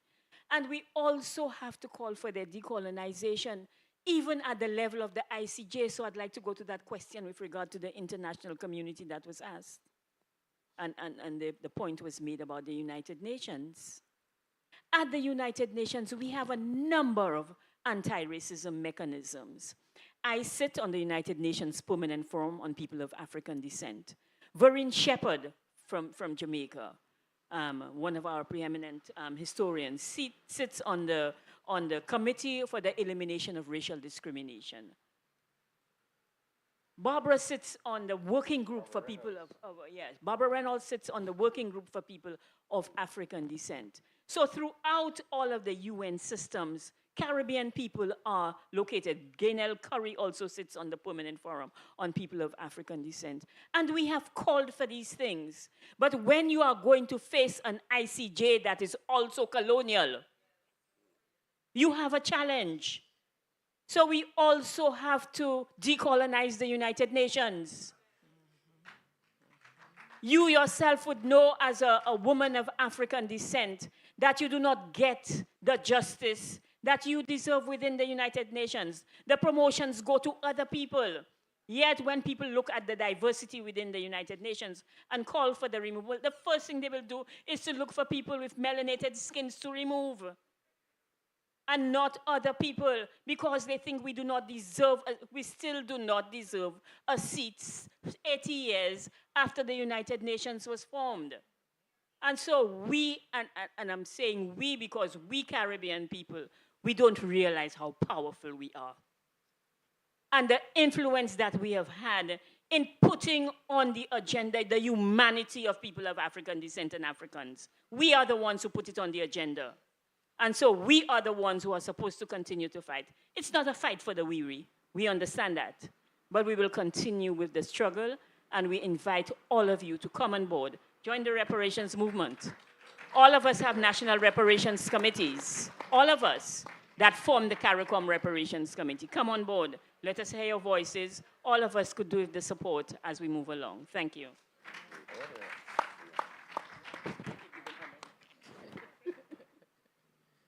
It is incumbent upon me as I think it is the last response from the panel before we turn over to our moderator, to take us into the future. And my question to center myself on the future in the last few months has been, who is the Caribbean citizen in 2030? Who is the Caribbean citizen in 2040?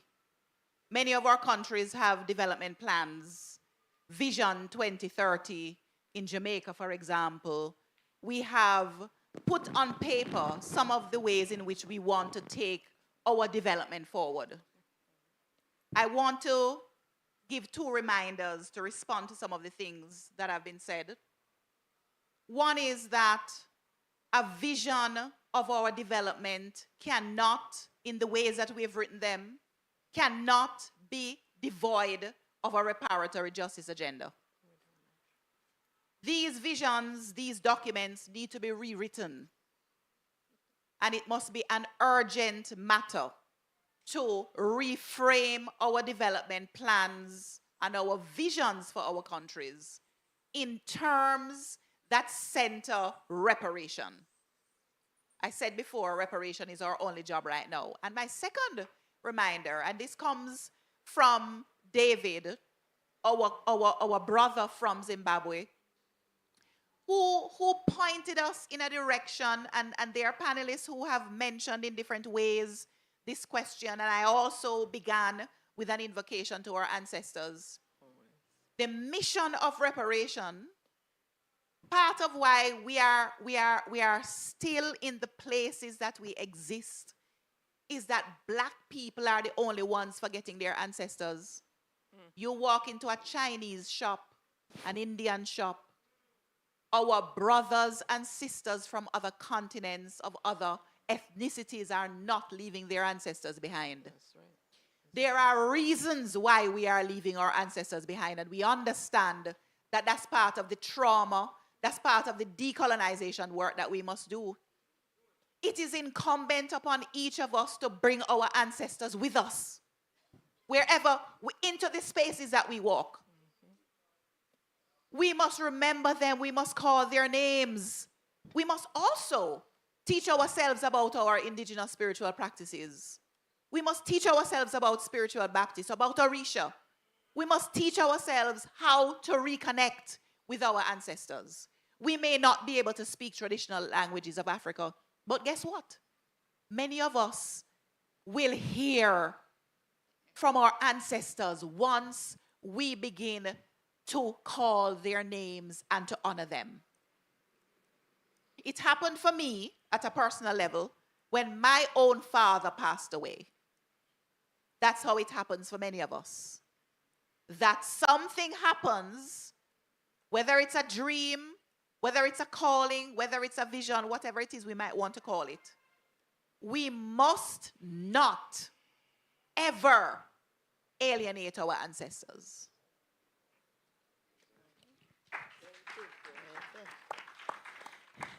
Thank you, and I endorse all of what my fellow panelists have said, and those last words from Professor Sonia Stanley now. But I also wanted to leave us with a feeling of encouragement and hope, and to say how happy I am to have had the participation of our brother Dave from Zimbabwe, and how much we identify and with the whole restitution of cultural property, and even highlighting, for example, an experience that I had in Kenya with the Pokomo royal community and the sacred Ngaji drum, an 8-foot imposing drum, 2 feet in diameter, which has been in one of the British museums for 110 years. And how the king of that community, King Mungazi Makarani VII, when he had the opportunity recently to see the Ngaji, he wept. And he is the keeper of the Ngaji that was stolen by the colonizers and taken to Britain 110 years ago. And so I'm really looking forward to seeing your play tonight and really encouraging everybody to be there. But finally, just to say that when we started on this journey, and this is not at all not taking into account the incredible work of Rastafari and our artists and our Pan-Africanists who have kept the memory alive and that fire within us in singing about the the experiences under enslavement. And 12 years ago, though, when our governments now decided to join hands with civil society to embark on this important mission, everybody thought, we're crazy. This is not going anywhere. That happened long ago. They're not going to take you seriously. And look at where we have come. You have to change hearts and minds before you can realize progress. And so now we're seeing families apologizing, the Church of England, all of the private sector organizations apologizing. We have incredible media attention to everything. Reparations, it is a major item in the news media. And so we are on a journey. We invite you all to join us. We need that advocacy at home, in the schools. This is what Sonia was saying about taking it in the streets. It is each of us becoming educated on the issues and sharing it right at our dining table. My daughter there says to me, Mom, why do so many of our conversations end with talking about enslavement? We have to continue to talk about it and ensure that the next generation is knowledgeable. There's a group of 5 young advocates right now in the Grand Market who are youth advocates for reparations. And they are there engaging the public and sharing their knowledge. This is what we need to do in a practical way, and we have come a long way. We have seen the progress, and it is through all of us coming together on this agenda that we are going to realize the justice that we deserve for our ancestors, genocide and slavery. And so, thank you. I'll stop there. Please give a resounding, warm round of applause to our panelists. And keep me in prayer for being able to try to moderate and keep it within time. Because you can't stop this type of energy, and the ancestors have brought forth a coolness in the space. And I just wanted to close with, Marcus Garvey argued for reparations and reparatory justice as a way to return wealth and resources stolen through enslavement, trafficking, colonization to the entire African diaspora. And his standard of excellence in the 20th century, we have all of the resources we need and require to do the exact same thing on a higher level, even exponentially greater, as we move beyond into the 21st century. So I want to thank you all again. And for the purposes of the video here, I have to remember that part, we want to give our thanks to the Republic of Barbados, to the organizers of Carifesta 15 here in Barbados, definitely to Dr. Marielle for just having the insight to help us to organize and facilitate these types of things, and a very warm, this is for those of us that may not be from Barbados but are still looking for our honorary birth certificate, give a resounding round of applause to Prime Minister Mia Amor Motley for having the insight, the vision, and the boldness, and the fierceness to lead in this trajectory. And for those that did not get my name in the beginning because she did not say it, I am Dr. Chinzira Davis Kahina, affectionately known as Dr. Chen. So I sit today in this space as a representative of the Caribbean Pan-African Network that sits within and has representation in the CARICOM Reparations Commission, in addition to being the second Assistant President General of the still in existence UNIA ACL-RC 2020. And with that, we say, Hotep, greetings, and may all of our ancestors be praised.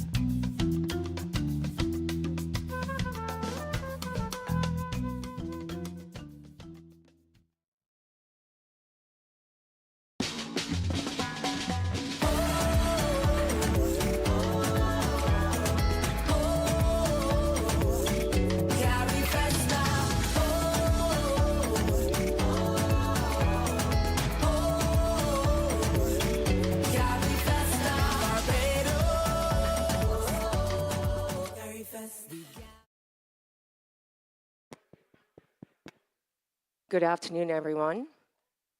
Thank you so much for your patience. We are ready to start. Welcome to the big conversation, Freedom Isn't Finished. Reflections on the Caribbean's unfinished historical mission, the total decolonization and unification of the region.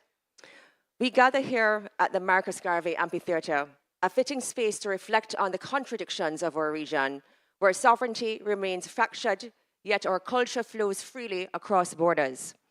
Even as colonial institutions linger, the Caribbean imagination continues to weave us together through memory, struggle, and spirit. So to share a brief summary of our panel discussion today, we're going to focus on the context of across the Caribbean, the map of sovereignty remains fractured.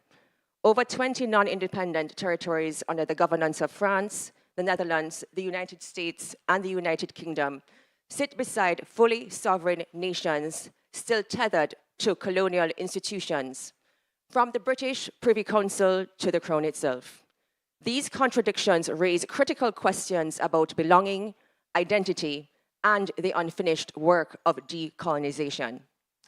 Yet, amid these political complexities, culture has always been the unifying thread.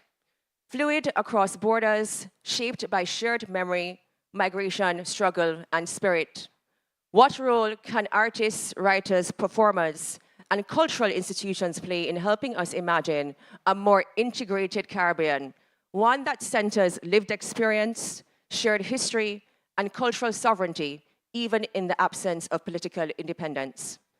This conversation invites artists, thinkers, and audiences to explore how the arts can help us move forward from symbolic gestures toward real solidarity and redefinition, claiming our space, reclaiming our space, stories, and futures on our own terms. So this evening we ask, how do we move from unfinished sovereignty toward a deeper cultural and regional unity? To open our conversation, we're honored to welcome the legendary Calypsonian and cultural ambassador of Barbados, the mighty Gabby, with his performance of Massa Day Done. Following Gabby's performance, we will hear from our distinguished panelists, Dr. Rhoda Arundel, Dr. Shenzira Davis Kahina, and Dr. Marta Moreno Vega.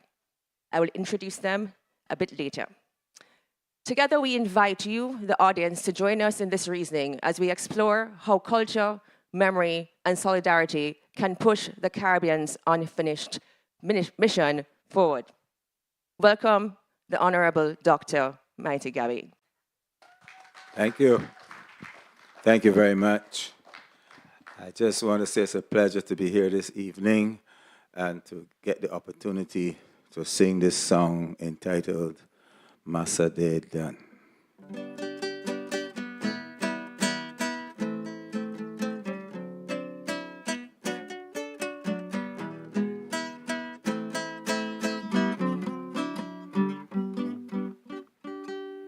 They sailed the Mayflower to the sacred Indian plain.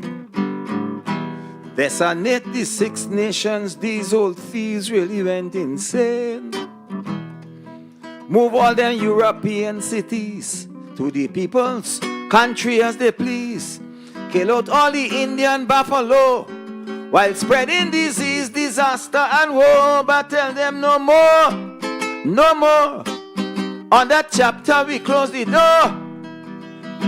We got them on the run, cause Massa Day Done. Massa Day Done. Massa Day Done. They tell America for me, she don't own the Caribbean Sea. Massa Day Done. Massa Day Done.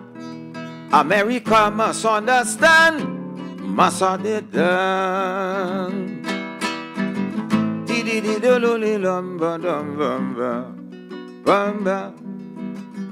A little lie, badam badum bam bam bam bam.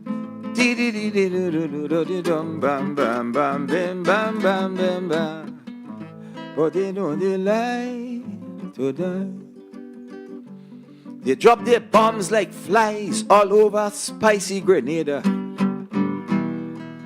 Lock up Noriega, lock up Noriega. They tried the trick in Vietnam. Ho Chi Minh nearly killed poor Uncle Sam. They then invade Nicaragua and put their big foot down on Cuba. But tell them no more, no more. On that chapter we close the door. Tell the world police start to run. Cause Massa they done, Massa they done, Massa they done. They tell America for me, she is too much of a bully. Massa they done, Massa they done. America must understand, Massa they done. La la la la la da da da da da da da da. They do the lie, they do the lam bam bam bam ba ba ba ba ba ba ba la da da da da da da da da. Well, somebody tell them, go and try that man Owen Arthur to see if he could be a first-class public ship rider. You know the people, they get tricked and they get trainees to sign the thing trick. The thing to read colonization right in the palm of the Yankee hand when Bill Clinton came. Wing sign, but with plenty alteration to let America understand. Massa they done, Massa they done, Massa they done. They'll tell America for me, she don't own the Caribbean Sea. Massa they done, Massa they done. America must understand, in plenty and in time of need, in this fair land. Massa they, Massa they, Massa they, Massa they, Massa they, Massa they, Massa they, Massa they, Massa they, Massa they, done.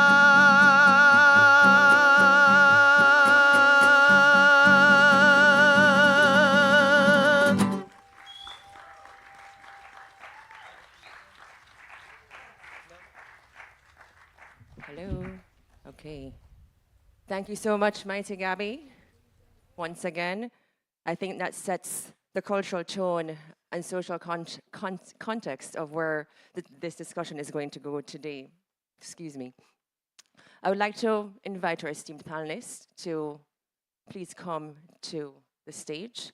Dr. Arundel, Dr. Vega, Dr. Kahina. Welcome.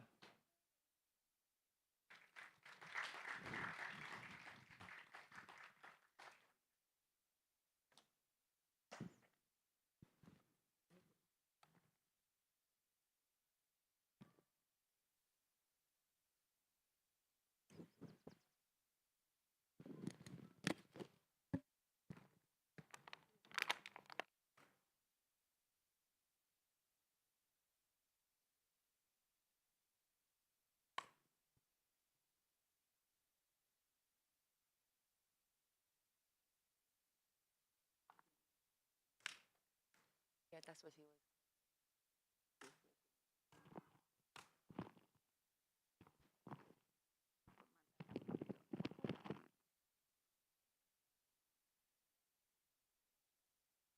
Let's get our esteemed panelists ready and in good space to share their knowledge with us. Very important knowledge. Freedom isn't finished. It's a very important topic for our Caribbean people, and I am really thrilled to be here as your moderator today to learn from you, esteemed panelists, as to how we unify the Caribbean even better moving forward. All right. I'm going to introduce Dr. Arundel. Tech, if you could please start for me with the stream. While that's getting set up, I'm going to introduce Dr. Arundel properly. Dr. Arundel is, Dr. Rhoda Arundel is from, well, represents, because you're multifaceted Caribbean, the beautiful island of St. Martin. Dr. Rhoda Arundel was born in Curacao to a St. Vincent mother and a St. Martina father, and raised in St. Martin. She holds a PhD in English linguistics from the University of Puerto Rico, specializing in Caribbean languages, a master's in education administration from the University of the Virgin Islands, and a BA in linguistics from Syracuse University. A former Minister of Education, Culture, Sports, and Youth Affairs in St. Martin, she's currently a lecturer at Howard University. President of the One St. Martin Association, senior freelance editor at House of Nahisi Publishers, and immediate past president of the Caribbean Studies Association. She serves on the CARICOM Reparations Commission. She's a full-time activist, advocates for youth empowerment, cultural preservation, and reparations, and is the author of Language, Culture, and Identity. Please welcome Dr. Arundel. Greetings, family. Afraid that I might forget what I wanted to say and not get the opportunity today, and because of time, I will read. So bear with me for a few minutes.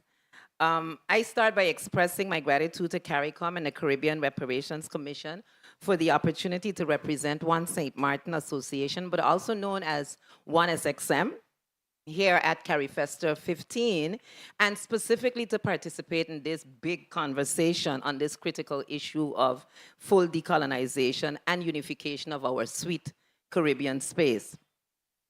Permit me first to share a little about One SXM, an association of individuals and organizations established in September 2020 with the objectives to be an advocate for the social, cultural, educational, and economic upliftment and liberation of the people of St. Martin, regardless of which administration they fall under. So everything that we do is rooted in this one truth. While France and the Netherlands have long tried to divide us into French and Dutch subjects, we know, and our history confirms, that the people of St. Martin are one. And since 2017, this division has only deepened, but so too has our resistance, our resolve, and our resilience to remain a united St. Martin people. For decades, different governments on our island have been refusing to engage in any substantive discussions on decolonization or reparations. In fact, all of their actions have been geared toward further cementing the presence of the Republic of France and the Kingdom of the Netherlands in the Caribbean. On the other hand, there have always been groups and individuals working to rid our island of the stench of colonialism and to move to full liberation of the people and Caribbean integration, starting with an apology for slavery. As you can imagine, as is the case with many activist organizations, these groups are always out-resourced by the European agencies that promote European culture and their agenda priorities. So observing this phenomenon, one of our authors, publisher, and poet extraordinaire, Lassana Sekou, who was also part of Carifesta 15 symposium on Monday on writing the Caribbean, along with other like-minded St. Martiners, conducted research among the elders to ascertain what our wise elders felt that they could see as key cultural values to preserve for St. Martin's future generations. So that research led to the creation of a book titled National Symbols of St. Martin and the Unity Flag, launched on August 31st, 1990. In just 35 years, this flag has become a symbol around which the people of St. Martin rally when they genuinely want to express their unity and cultural pride in a way that no other banner can or has. The merit of this symbol of unity manifested on September 16, 2020, when the French representative, the Préfet, closed the border again between the two territories under the pretext of fighting the COVID-19 virus.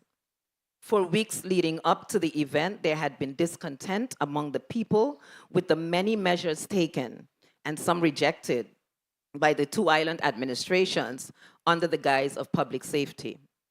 In fact, there had been numerous requests and attempts to force the borders open. But when families were being separated and students' education directly affected, those voices transformed into a coordinated, island-wide pushback.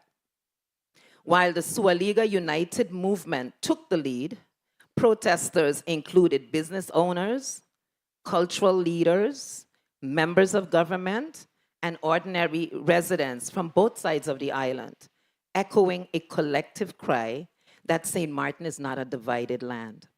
And they marched with the unity flag in their hands. One demonstrator proclaimed, "You are basically blocking us from living." I just have a little video clip that I'd like to share with you. So, Mr. Tech Guy, if you would put the audio on, please. And on Wednesday morning, September the 16th, scores of persons from both sides of the island turned out to take part in a peaceful manifestation organized by the Sualiga United Organization on the northern side of the island. The purpose of the march was to send a clear message to the Prefet, Sylvie Foucher, demanding that the border checkpoints be lifted. The border closure established since Friday, July the 31st, and was supposed to have been lifted on Tuesday, September the 15th, but was extended further to October the 1st. The pronouncement of the extension had been met with heightened opposition, frustration, and anger, and it was against this backdrop that Sualiga United decided to stage a manifestation demanding that the Prefet immediately open the border.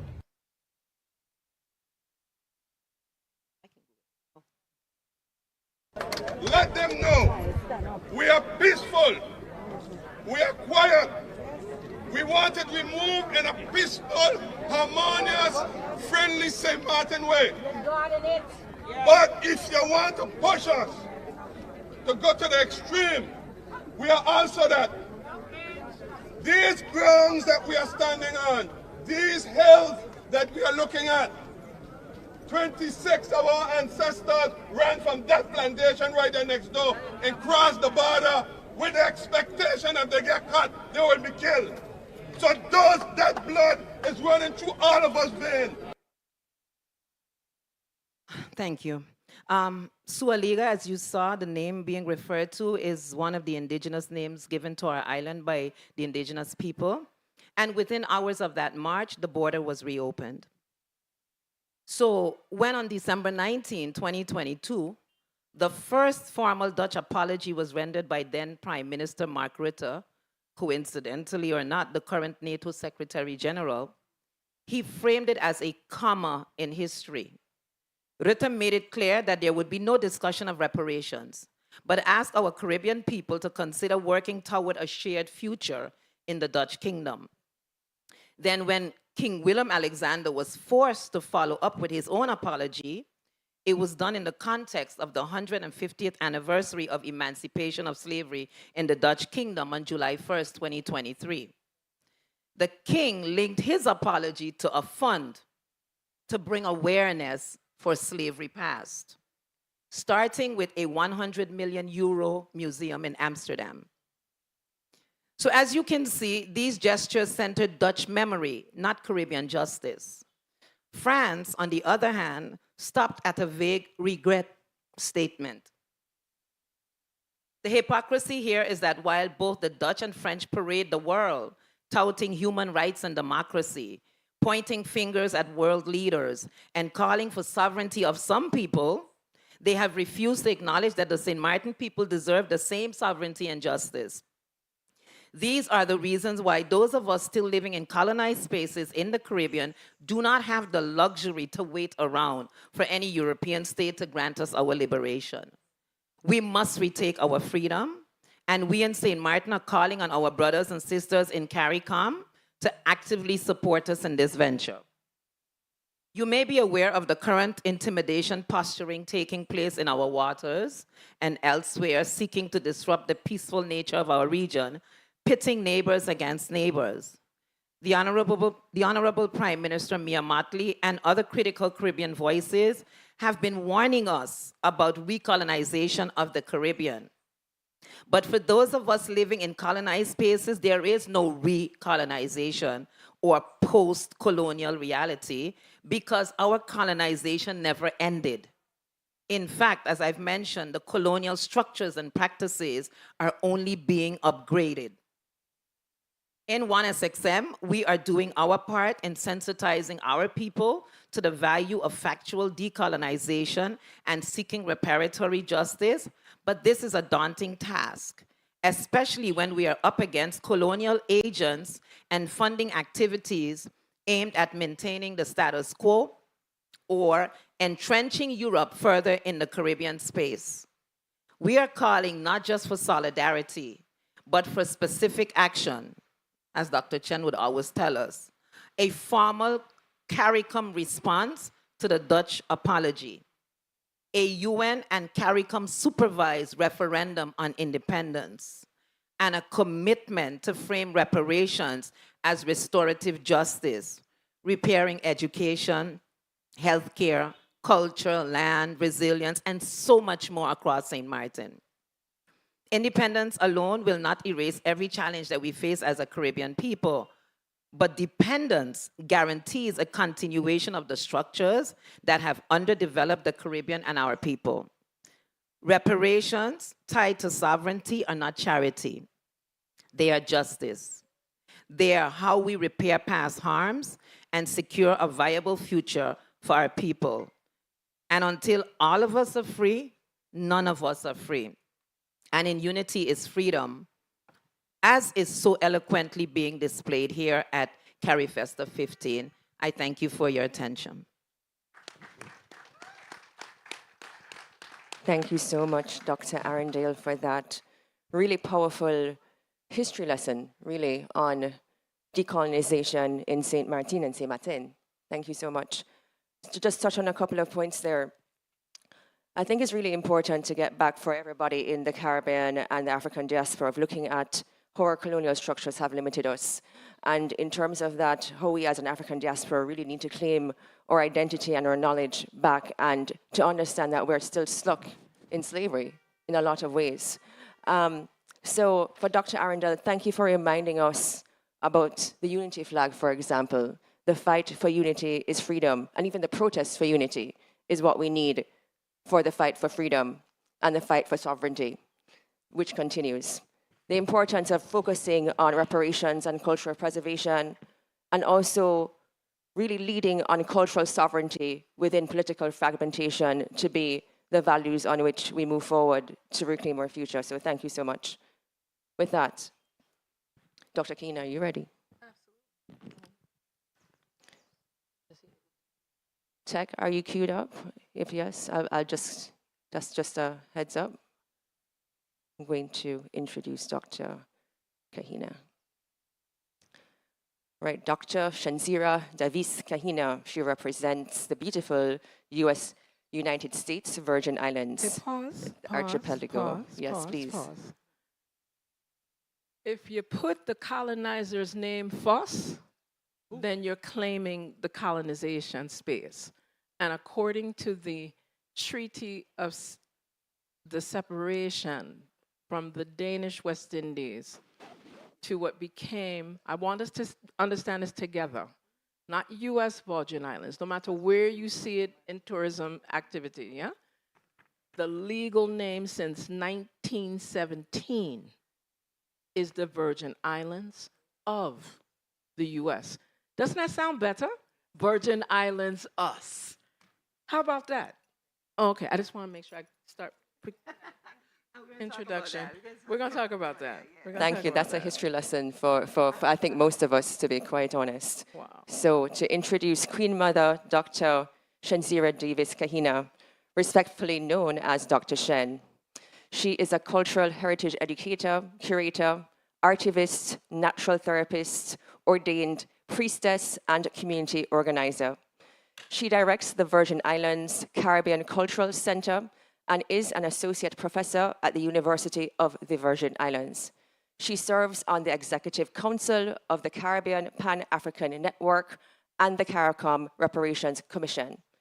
Is second Assistant President General of the UNIA ACL RC 2020. I guess you'll explain what that means, Doc. And also an ambassador at large of AIDO Networks International and GADK. She'll explain what all of this means. And a co-creatrix of Paranka, which means House of Life. Her frameworks, meaning her themes, which she guides her work on, is actionable deliverables, remain inspired, and heal, which is heritage, educations, arts, and legacy. And this is not just about the Caribbean, but all of the African diaspora. So please welcome Dr. Kahino, and thank you. Thank you. I'd like to first and foremost thank all of the organizers. This has been a very full Carifesta 15, and I do recall Carifesta 2017, and it was very full. But this one has been exceptionally engaging and has allowed for many persons to have conversations, side chat, debates, arguments. Probably not going to speak to people for a moment because we differ in different ways. But it's also been a very spiritually charged space and a very ancestral space. So I want to take a moment as I think before I speak to some of the things that may seem a little bit sharp when we talk about decolonization and how freedom isn't free and it's definitely not finished, yeah? So I'll say it in the Metanetra and then I'll say it in English, but it's Amasuan Panter sa uksu emetran panter aura maketi paherura, and I'm simply saying that we are to give thanks and praise to the one most high, that we live each day daily for the one most divine, and that we shall do it tomorrow just as we do it today. And some people say amen, some people say amen hara, some people say hallelujah, some say hallelujah, some say aseo. But however you say your words of praise, your words of veneration, before we start to talk about decolonization, we have to honor ancestors in this space. We have to honor those that are living in this space, feeling that energy, hearing those birds sing, watching the trees move, and feeling nature in this Marcus Garvey amphitheater. I reside and live and work in a non-incorporated, non-self-governing territory of the United States of America. I want that to sink in. That's a very sanitized way of saying I live in a colony that is the most expensive real estate that the United States of America per acre, not by size, because we're small, but by acre, the most expensive real estate that they purchased for $25 million, not in fiat money, because the Kingdom of Denmark wanted gold. And we can have another conversation on where did America find $25 million in gold in 1916. And we can have that conversation, whether you want to speak of the Mexican silver riots, if you want to speak of what was stolen from Central, South America, and other Caribbean islands that had gold. But this gold is still what makes present-day Denmark clean. Some of the highest standards of living in the world. However, in its colony, nestled geographically in the middle of the Caribbean, between the Bahamas, or southern Black Atlantic, and Suriname, and the wider Central and South America. This space, called the Virgin Islands of the US, with our brothers and sisters right across the waters, the Virgin Islands under the UK. There's actually old maps that used to try to include Puerto Rico and its surrounding islands, Culebra and Vieques, as the Spanish Virgin Islands. Just notice. Yes, when he's ready. I wanted to start with the video, but since it wasn't cued, we can play it now so that you can see the nice portion of the Virgin Islands fuss.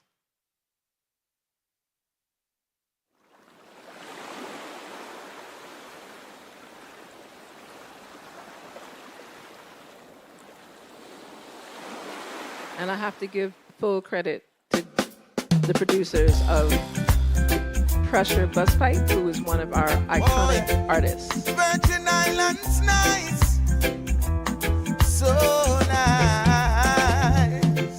Sure. I'm so proud to be from the VI, a place of history like the African side, yeah. St. Thomas and St. John and St. Dry, nothing can come between us but the waters that divide, yeah. Even though we're just a few square miles, I travel around the world with Virgin Island pride, yeah. A lot of people still going through strife, and still we live a joyful life. That's why the place nice, so nice, so nice. Sweet, sweet St. Thomas nice, so nice, so nice. St. Cry full of pure vibes, so nice, so nice. St. John a real paradise, so nice, so nice. We got so much to lose, yet so much to prove. Hey. Virgin Island teachers never raise no fool. Mama send me school. Hey. When it's difficult, we still a push through. No matter what the blessings of will continue. We are a people of great value. That's why we stick together like tamarind stew. Hey, remember Queen Mary, we make the fire burn, and Edward Blyden with the Africa vision. Remember St. John with the slave rebellion. General Butler say emancipation. That's why the place nice, so nice, so nice. Sweet, sweet St. Thomas nice, so nice, so nice. St. Cry full of pure vibes, so nice, so nice. St. John a real paradise, so nice, so nice. Hey, we got so much to prove, yet so much to lose. Virgin Island teachers never rise no fool. Mama sent me school. Yeah. St. Cry produced the band Midnight, and them the kind of roots make the fire ignite, yo. Julian Jackson was a champion in the ring, and now him 3 sons them a do the same thing, yeah. Tim Duncan come from the VI, one of the greatest, and the world can see why, yeah. If you ever ask me where I'm from, born in a Virgin Island, and the whole place nice, so nice, so nice. Sweet, sweet St. Thomas nice, so nice, so nice. I just wanted persons to see the pretty side, the beautiful side. So in case you don't know which part the Virgin Islands is, this is what we can actually show of the joy, the privilege, the beauty, and in the midst of chaos right now, especially with the type of leadership that we're enduring from the country north. We're going to leave it there, okay? Because we have to not only wear a mask, we're not just doing masquerade.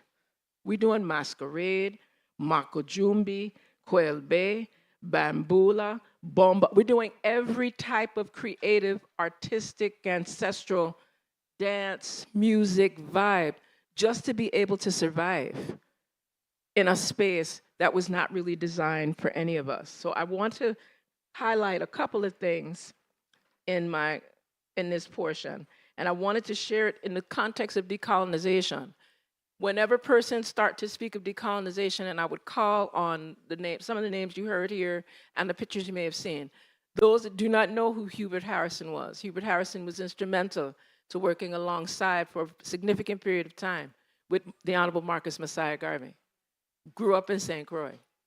Edward Wilmot Blyden, known as the father of Pan-Africanism. Well, now we have to say the grandfather because there's another pantheon of Pan-Africanists, right? Grew up in St. Thomas, of family. His parents were Igbo, out of Nigeria. So again, that reconnection with the African continent was very, very, very, very focused. some of the things that we're highlighting here is that when we talk about, and I shared this particular quote, that decolonization within the reparations movement is essential within the global human rights movement and is best complemented with streamlined, respectful dialogues with practical reconnections and the implementation of decolonization protocols, policies, laws that are sustainable, that are prosperous, that foster economic exchanges and reparatory justice frameworks that are linked to actionable deliverables within and through a continuum of global reparations and reparatory justice movements, global African, global Pan-African, and other diaspora and indigenous African actions, programs, initiatives, institutions, platforms, paradigms, frameworks, and beyond. And this is just me speaking from a space that sometimes it's difficult to talk about decolonization because you can get detained. They will arrest you or your children in 2025. So when we're walking, when we're moving in certain spaces, it is a blessing to be in a space that has some freeness like Barbados. And we're very grateful to be able to have this type of a conversation because sometimes you can't have this conversation. Everybody's scared. Everybody's frightened. So I want to just share with you how the Virgin Islands in its formative years was seen. And this is a quote from 1922 from a appointed governor, a naval governor from the US. I won't even give his name because that's not the important part, but what he said is important. Virgin Islanders, a quiet and humble people, should not be allowed to rule themselves for 100 years, and when so, should be done under white rule, for there are militants among them. These aren't my words. These are the words of a naval governor appointed to oversee and so-called protect the inhabitants in the Virgin Islands in 1922. And this is the same framework, the same consciousness. So whether we go back to the Federalist Papers, whether we look at the Insular documents, whether we look at the fact that it has taken more than 60 years for the Virgin Islands of the US to come together. Because it's hard to find out who's a Virgin Islander, because you could come there with US papers and be considered a Virgin Islander and vote in less than a year. I just need people to understand. So when you see sometimes we come looking a little like snarl, little screw, it's because it's difficult for Virgin Islanders, especially even to write a constitution. We're on the 6th version as we speak now. We have persons coming into the community and threatening our children in schools with bomb threats. Not just bomb threats, you know. Threats that say they will cause intentional harm. I'm quoting what I read on Monday, all right? To any institution that is attending to the needs of Black children. Do you hear what I'm saying? So when I'm speaking, and I have to come very spiritual first, that's why I pray first.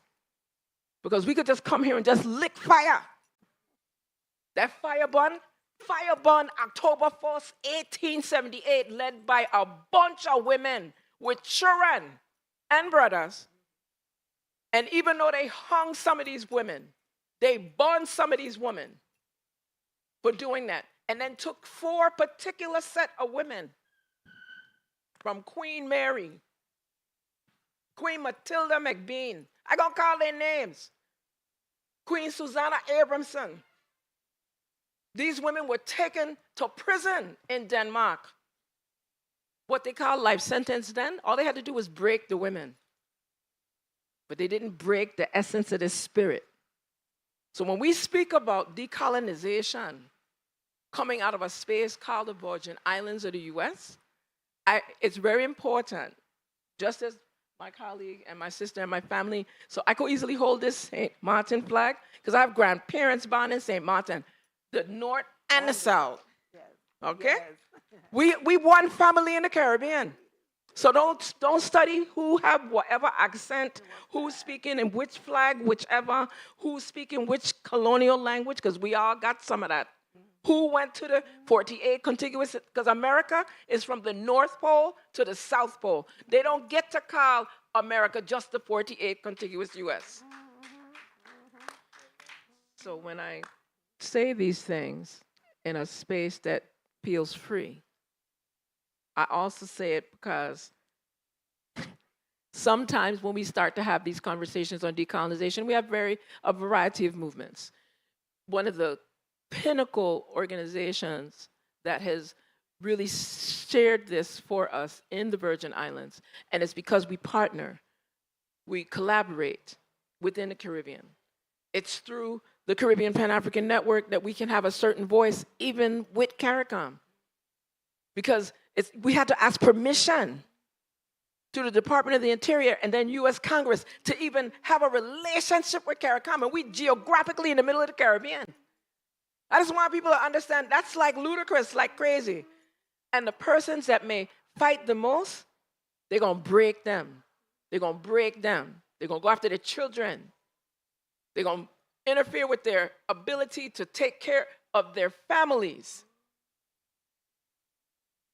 I just need persons to really capture that for a second, because sometimes we overlook what is really happening in these spaces where we're speaking of decolonization, because we don't say neocolonialism, because it's not new and it didn't stop. So with that, I just want to highlight that in our conversation, I am looking forward to inquiries, questions on how do we move that forward. So it's through these types of global reconnections, working with brothers and sisters in Central and South America, in the Caribbean, in the 48 contiguous, that are willing to go beyond what America does in its colonies. Because they don't want us to be a state, they don't want us to be independent. When we try to approach them with free association, this is what the UN said in the 60s. Free association, independence, or statehood. They said that we were too small because our population is barely 100,000 on 4 islands, Walter Island, St. Thomas, St. Croix, and St. John. But they had no problem raping and pillaging and extorting and doing other things from this small space. With that being said, I just encourage that these collaborations, these relationships remain strong, and that those that are willing to support the end of colonization anywhere, whether it's in St. Martin, whether it's in Martinique, wherever, the Virgin Islands, Puerto Rico, Guam, Samoa, Mariana, you see how the list just keep going and going? It needs to stop. What did Dr. Gabby say? Massa de done. Let's say that together. Massa de done. So with that, I will just yield the microphone to my illustrious elders, Dr. Woo. Thank you so much. Dr. Kahina, that was so powerful and I think needed for the discourse of where we are right now in the Caribbean. There's a lot I think the independent Caribbean doesn't know about the colonial Caribbean in a lot of different ways, and our territories, or colonial territories. And to just say, in terms of just summing up some of the lessons from Dr. Kahina, we're still not free, right? We're still not free. And the importance of remembering that we are one Caribbean, just to go back to the point of us not sharing our histories well between, our brothers and sisters who are still territorial, so to speak. Even if we call ourselves independent, we are also not independent, and we need to do a better job at facilitating that across all of the Caribbean diaspora. And then also just reminding us to empower our history, our ancestral history, to move forward with freedom. So with that, thank you again, Empress, Queen Mother. Dr. Vega, you ready? Okay. Tech, can you give me a cue that you have the video up while I introduce Dr. Vega, please?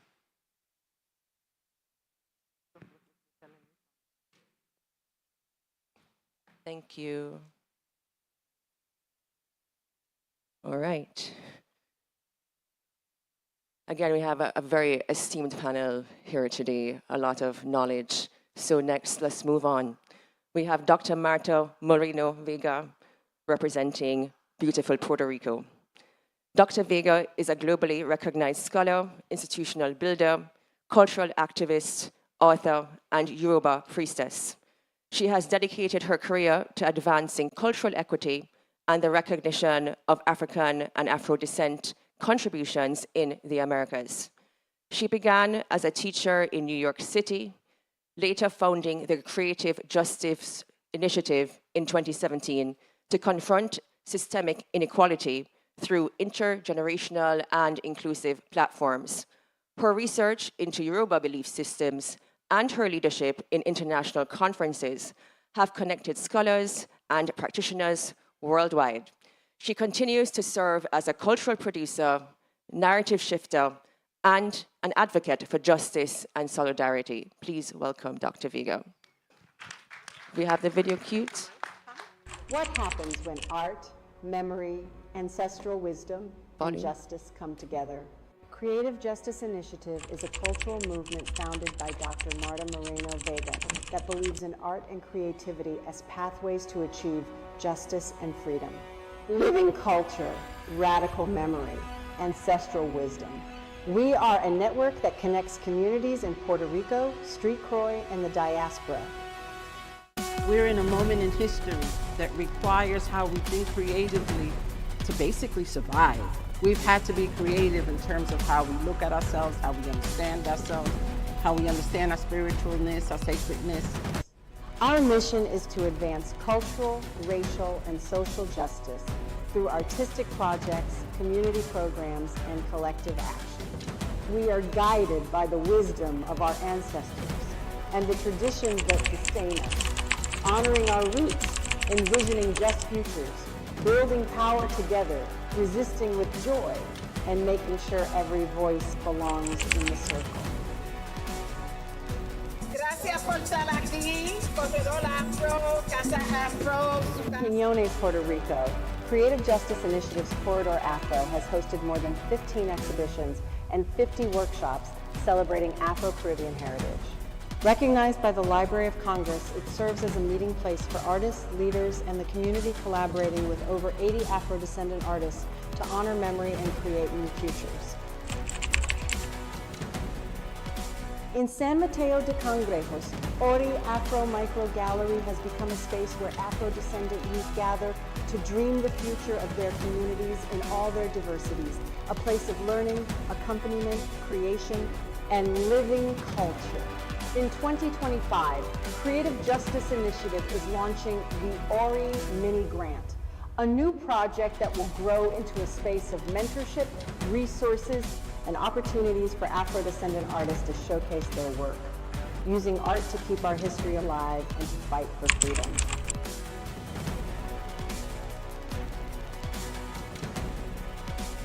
The importance of Absolutely Black, Absolutamente Negro, is that there is part of a history that remains marginalized, remains misunderstood, remains on the margins because our educational system hasn't addressed the diversity and the span of African descendants.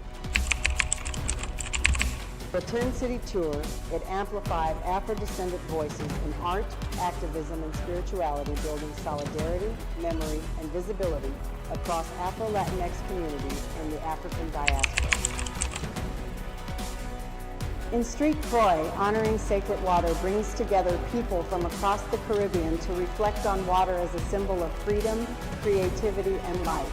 We connect the teachings of our ancestors with today's struggles. Because we come from the same root and we are branches of the same tree.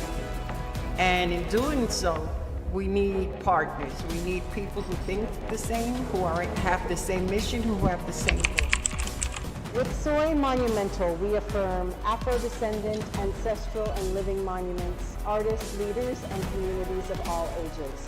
From the Sapita family to new generations, we carry forward traditions like Bamba. Our communities are living monuments full of history, dignity, and pride. We imagine freedom. We are Creative Justice Initiative.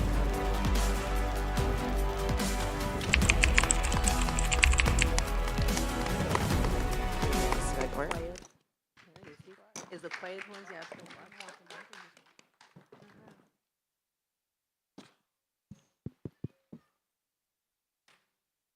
Omi tutu, tutu nene, tutu laroye, tutu ile.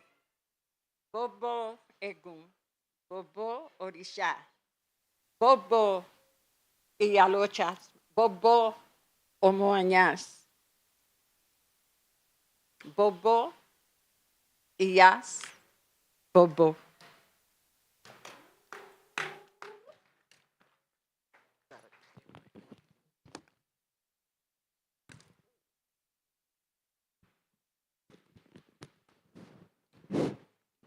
I say thank you to the organizers of Carifesta, because Carifesta changed my life in the third cycle in Cuba. And I'm taking a different direction than others have taken, honoring everything that has been said.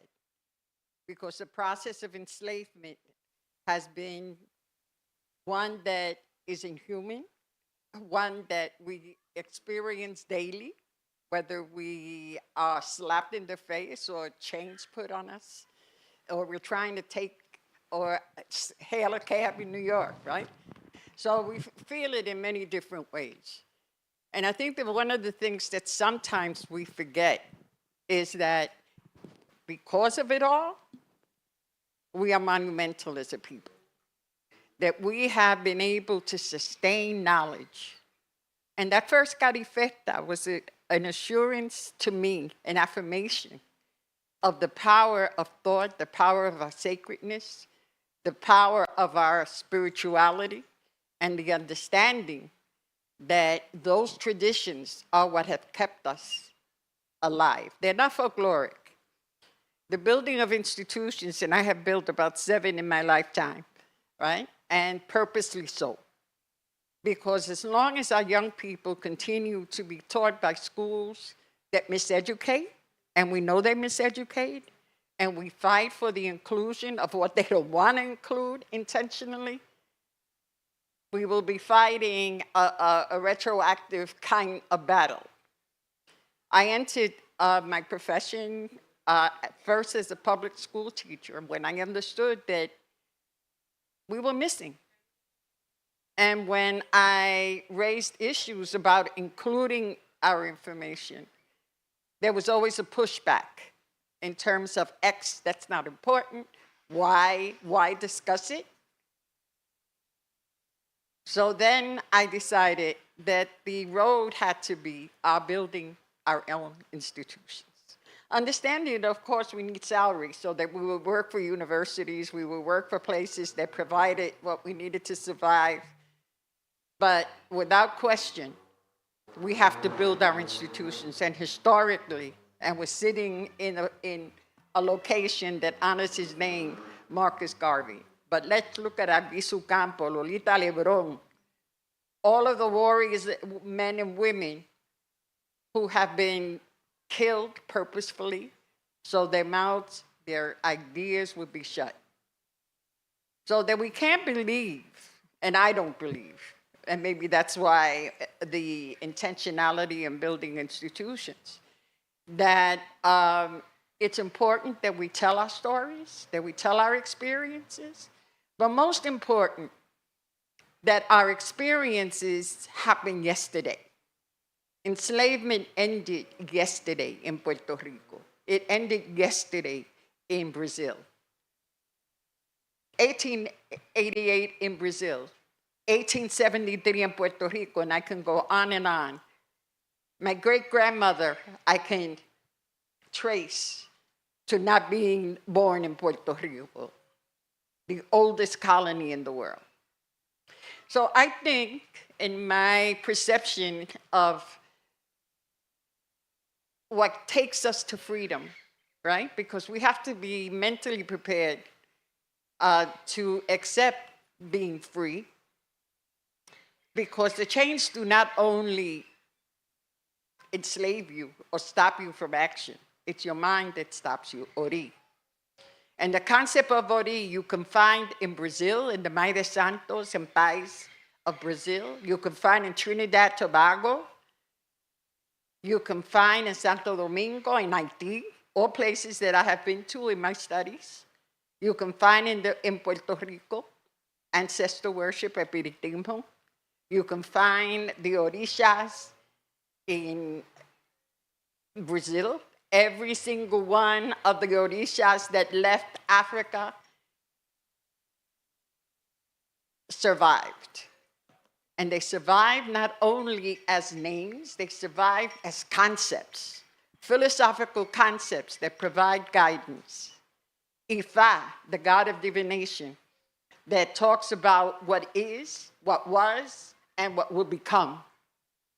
The process of divination, cowrie shells. You can go to any of our communities and find that knowledge being practiced on a daily basis. And I'm sure that many of you have gone to spiritists, people who have knowledge of how to call on the ancestors, and the process of Orisha or Voodoo, where all of the divinities are honored and are used as guiding principles. That's why we survive today. And I would say that in building these institutions, the process has been to develop a narrative that is different and I would say a decolonized narrative. Not using our oppressors as the yardstick, but using us as the yardstick of having survived. Not only survived, but thrive. Because what you saw in these videos is not only resistance, but joy. And you can't live without joy. You can't live without looking to a future of promise. And who develops that promise? We do.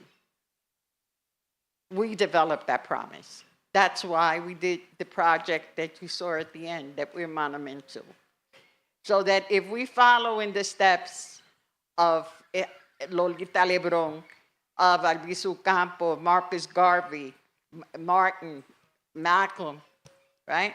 The songs of Nina Simone, of Mighty Sparrow, of Gabi. What we're saying is that there's an intentionality in how we view ourselves, not as limited because we have someone who thinks they're better than us, but because we understand that the trajectory that we bring is one of history, one of practice, one of maintaining our traditions in spite of their trying to be erased. When I entered teaching, there was nothing called Black Studies, right? So that dates me. There was not that. That wasn't a subject. It became a subject because a group of us sat down in universities on the cold floors and said that we had to have our stories told, our history told. And departments developed, right? So that's a good thing. But we didn't stop there. We started building our own institutions. That's how Studio Museum of Harlem gets built. That's how El Museo del Barrio gets built. That's how our institutions begin to flourish, because we took a different step. We said, we're not going to depend on those who oppress us. We'll develop our own spaces. And if we don't see ourselves developing our own spaces and building those spaces and committing to those spaces, we'll always be, like my mother used to say, el rabo del perro, the tail of the dog, or the balls of the dog, to be faithful to her words, right? So that it's really important that we take a different narrative to how we see ourselves. Because yes, the history is the platform from where we come. But we know that our homes are the museums that we have to build. One of the first exhibitions we did in el Museo del Barrio, when our parents and our elders did not understand this concept of having to go to a museum, we went to their homes. And what we saw in the homes of our elders, of our grandparents, of our mothers, was the story of where they came from. So we saw Haiti on the walls. We saw Santo Domingo on the walls. We saw Puerto Rico on the walls. And that framed the aesthetic of the institutions we built. The criteria is not one that is Eurocentric. It should be for Eurocentric institutions, but it should not be for us in terms of building those spaces that we want to honor our history, honor our struggles, honor our joy, and tell the story of who we've been, who we are, and who we will be. So that I think there needs to be a commitment, a mind commitment of turning your homes into those spaces that speak to our power, that speak to those things that are ethically valued by us, and speak to an aesthetic, and speak to an understanding and a philosophy and a sacredness that reflects us. The images of the sacreds I saw in my grandma's home and in my home look like me. The sacred look like me. Look like my brother and my sister. How can I worship something that does not look like me? And I'm not saying that you shouldn't, or whoever believes in certain traditions should not. But I'm saying that if we believe in us, if we believe in the value of who we are, then the imagery has to look like us. The stories have to be based on us. The worshiping, the honor has to be based on us. And that's the importance of having homes that reflect us, that is our personal museums, if you will, and also developing institutions that reflect us. So what you saw in the Corredor Afro is the concept of not only building an institution in a maroon community in Puerto Rico that was founded by enslaved Africans that left St. Croix, St. Thomas, St. Vincent, and other areas for freedom, because the church and the government promised that if they got to Puerto Rico and fought the English and fought the French, freedom would be granted. So we have the ties of the Caribbean in what today is Santurce, but historically was San Mateo de Cangrejo. And the people who came developed this town, incorporated this town, built the town, farmed when they said that the ground would not give vegetation. And the town was destroyed when the Haitian Revolution happened, and the white community or the Spanish community grew frightened and destroyed the town. So we have brought that history back with others, but that is part of who we are. The fact remains that there's a story that has to be told now that reflects what's happening now. And Jansira is absolutely correct. We are a colony, a territory of the United States. Puerto Rico is. It was a Spanish colony, and today it's the US. And one of the first images that was telecast is that Puerto Rico is an island floating in the Caribbean, a garbage dump. Right? So what does that signal? Right? I talk to a lot of the people that are working with me, the teams that are working with me, the collaborators that are working with me, and the discussion is that was intentional. So what does that mean going forward when we see Washington being occupied, right? When we see California being occupied, and the promise of New York being occupied, right? So that we have to understand how spirituality, the sacredness, doesn't only function in the past, how our traditions are vibrant within our homes, within our communities. And they are ours. They're not past. They're not folklore. Because part of our work has to be to develop new definitions and a new way of talking about ourselves, right? And Frantz Fanon gave us the language. Rick Netherford gave us the language. Catherine Dunham gave us the language. Yet we keep reverting to terminology and definitions that put us on the side. So if by choice we do that, then we're complicit in our hatred. So I think at this moment, because we have all the knowledge and accessibility to the technology that'll get information out, we need to think about how we frame the conversations going forward. Because if we're here having this conversation, it's because we're monumental. Gracias.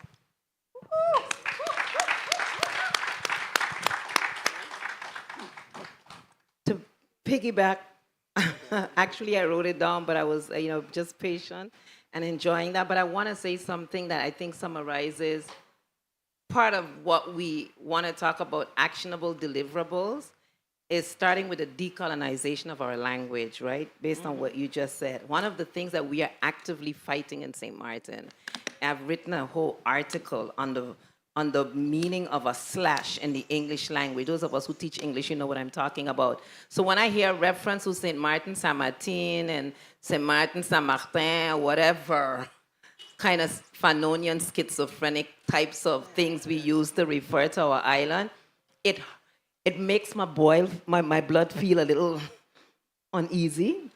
But it's something that was deliberately done to, first of all, to market us as a commodity to the outside world, but to also divide us as a people. We are St. Martin, 37 square miles, St. Martin. We have two different administrations. Our ministers represent two different administrations.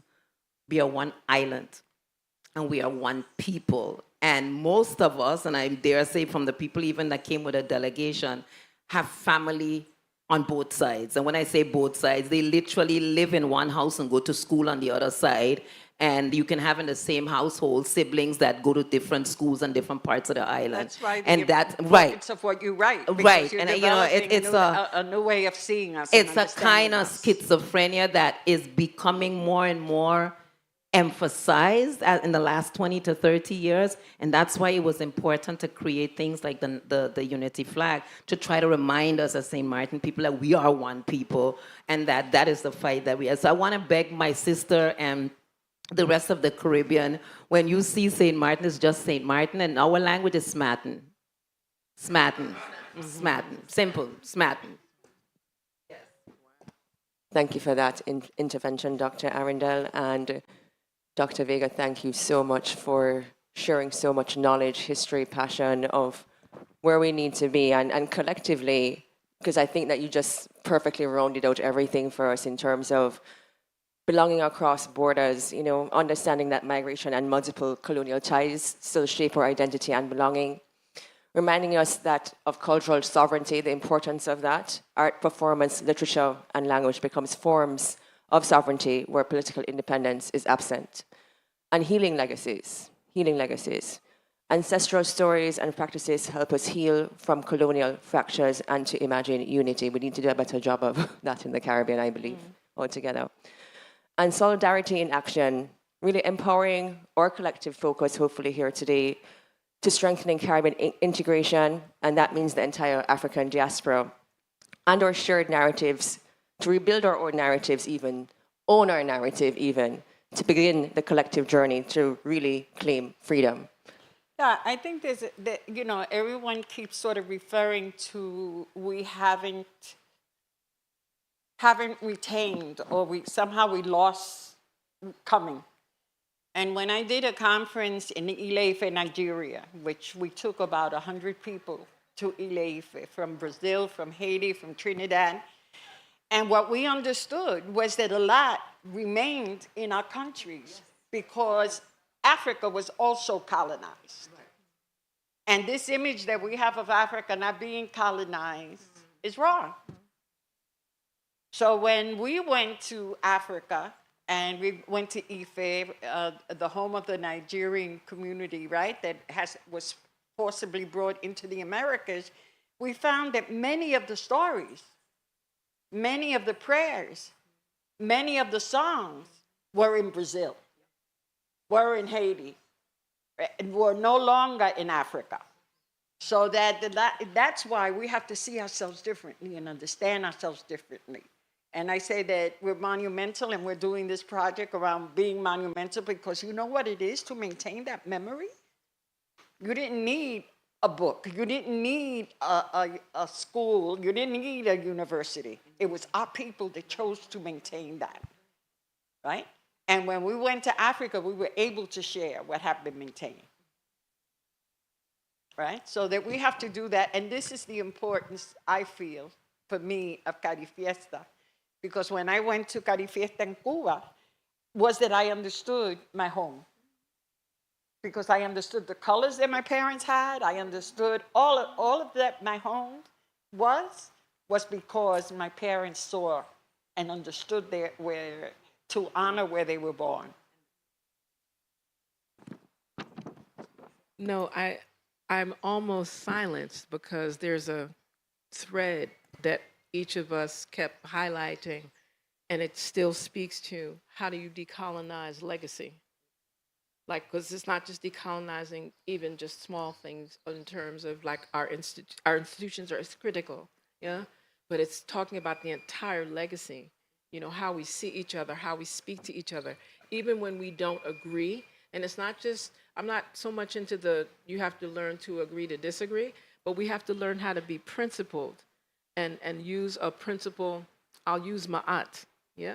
Because when you speak of truth, justice, order, reciprocity, balance, divine righteousness, and harmony to the best of our ability, right? And all of that, 4 letters.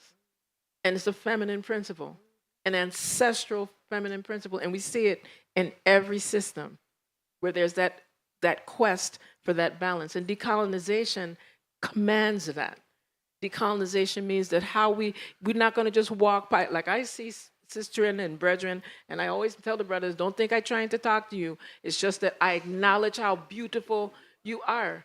You understand? Same thing with my sisters. Sometimes we're accustomed, we have lost our connectivity to just welcome our humanness, right? So like, what was, again, this extends to what was happening in a number of these conversations.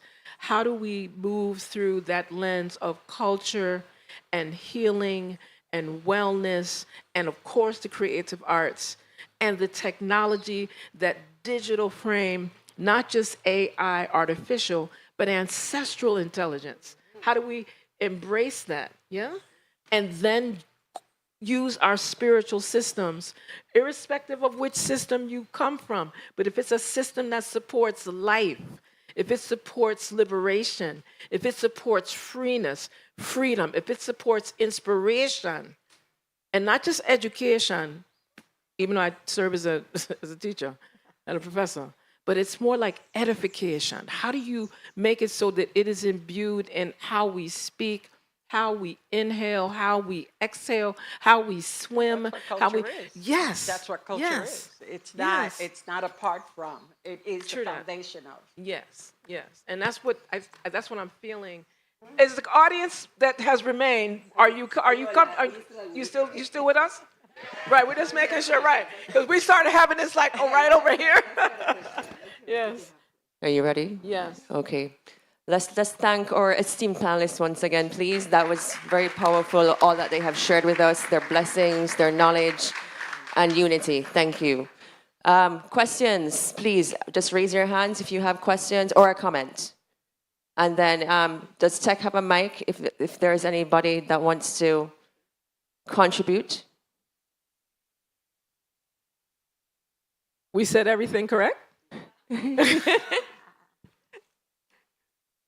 Who has these part of these traditions or some of these traditions in your home, or your grandma and granddaddy follow them, or your titi or your uncles follow them, right?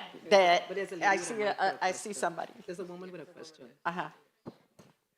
Mic not we on, can't hear please. you.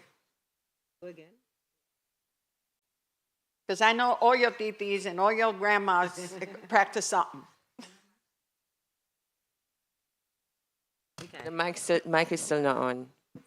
Or is, Can you hear me now? Yes. Oh my gosh, now you can hear me. Let me first start by saying what a pleasure it was.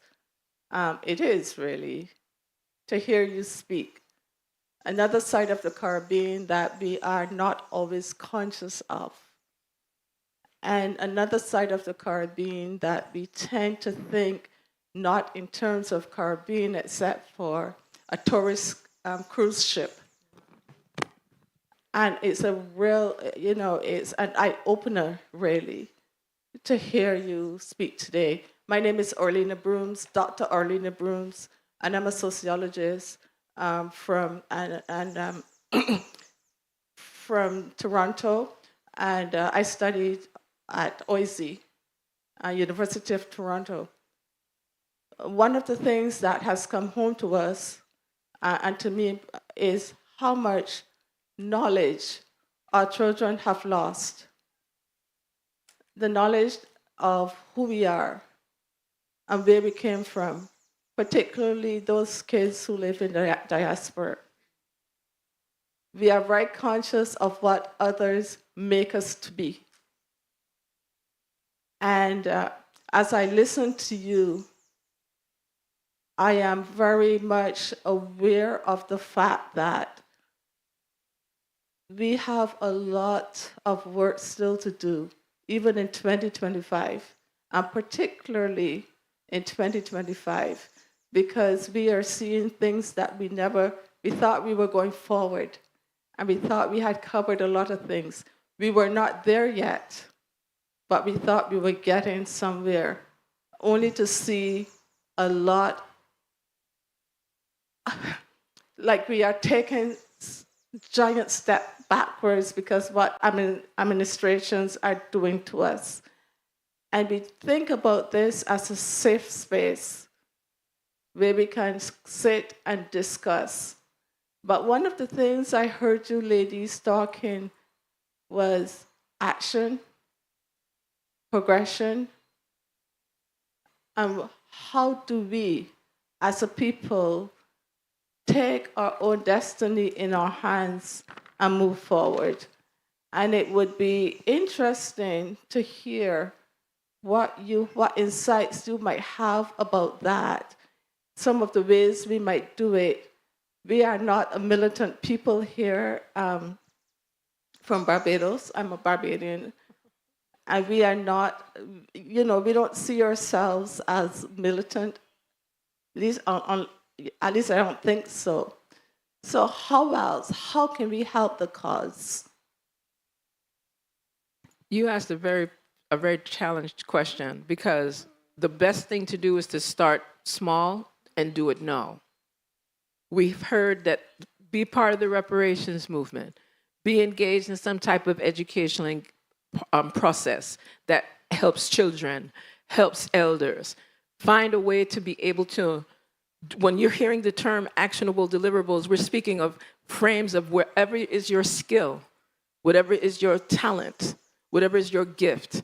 That's what you focus on, right? So, and then you start to build and collaborate. And when I say collaborate, I'm saying collaborate with principle and resource. I like to make sure I highlight that, because broke people can't do a lot, right? But we need to make sure that we bring the resource along with the knowledge base and system, because there's some things that all of us have shared here, and we have to recognize, and those of us that are in these colonial spaces that are very direct, the only reason that we might seem a tad more, what is the nice term? Rabble-rouser? Right, rabble-rouser or revolutionary. People have made revolutionary look bad, when, it's not a bad thing. It just means that we're transformative. It means that we choose to bring illumination. Some people choose to bring stewardship. Some persons choose to be like blatant and just fire for them. And that's sometimes how it needs to come, like we were seeing in some of the videos. But at the same time, we still have to come with that joy that Dr. Martha Moreno-Vega shared so eloquently. that we have to bring joy into these spaces. So I would say join, or at least start to work with an entity, an organization, an institution that you can align with, that doesn't press or make you feel like you're going outside of your element, right? First. And then the rest will come. I want to add to that. When I heard you say, we tend to think that we're not militant, and, the whole conversation about militancy, radical, etc. I kind of like, people who know me know. But what we do on 1SXM in St. Martin, we have a radio program for the last 3 years, and that's since the September 20th demonstration that I mentioned. And I want to say that, so we collaborate. Our organization is called One St. Martin, and we invite anybody and any organization from joining. A lot of people are hesitant because they see some kind of militancy. But the other part of it, which we found out with some of our membership, because they're there, they support us behind the scenes, they send us messages, they give feedback on the radio program. You should do this, you should add that, you listen to this, is that the backlash comes. And not everybody is willing to pay that price. And a lot of us have, here and elsewhere, have suffered the consequence of that. One of the things you heard mentioned that I teach at Howard University, not by choice. I like Howard, trust me. But if I had a choice, I would be working in St. Martin, to feed my family. It comes with a price. Freedom is not free, as you just said. It comes with a price. And so a lot of people are not daring to be militant, to have the voice, etc. But that too is important, because we can't all be nice and go to Sunday school and sing Benna, as they say in Antigua, or, we can't all do that. In the art of war, you gotta have different soldiers in the army. But some of us, and we've said this in our group, there's an ultimate price to be paid for freedom. And if you're not willing to pay that price, you shouldn't be in the movement. It is that simple. And it cannot come if we believe that we're all going to be nice and sing Sankey. I think that, Yeah. you have to, it takes, Choose your battle. as everybody was talking, different kinds of people to be part of. There are people who can prepare material, or there are people that can write, there are people that can go out in the street and picket. But you can only do that if you believe that you have the power to do so. So when you say, I don't know that we have that, or I have that, then that's has to be changed, in my opinion, right? Because you have the power to pray to your sacredness for those people who have left, that parents, grandparents, but also those revolutionaries. And I wouldn't use the word revolution. Those people who understood oppression and found different roads to address it. So that those words do not put you off. Because people label things, and looking for truth is not being revolutionary. It's not. It's Right. looking for truth. Right. So that this is why I say we have to look for a narrative and a way of seeing that doesn't fit into these tired words and frameworks that we didn't develop. And you have the power to do that as an educator. You have the power to do that as a person who's researching and studying. We all have the power whether we're studying or not. It's a mind thing. It's your ori. Your mind is you. Nobody else has the mind that you have. So you have to treasure it and nurture it so that it functions. Because if not, it's not functioning. I just wanted, you said that you weren't sure if persons in Barbados were militant, and I just want to share something with you. Reverend, let me get the right name proper, Reverend Reginald Grant Barrow, 1889 to 1980. He lived long.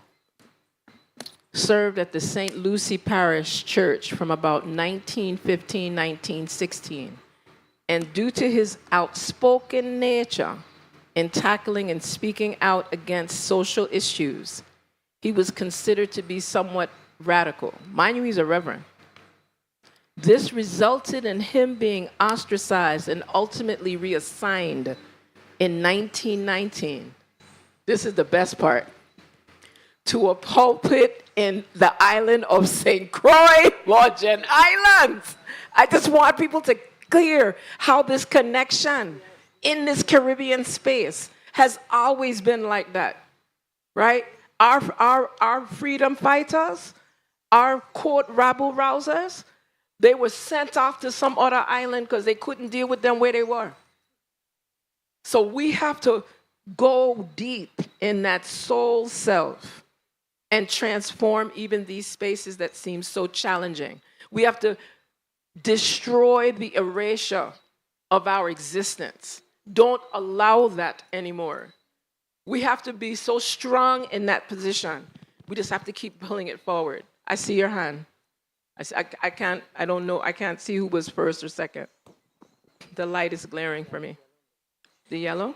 And then the white yellow. shirt. Yes, yellow. Hello, ma'am, please. Is that a comment or a question? Black woman. A comment. Okay, go ahead. Very short.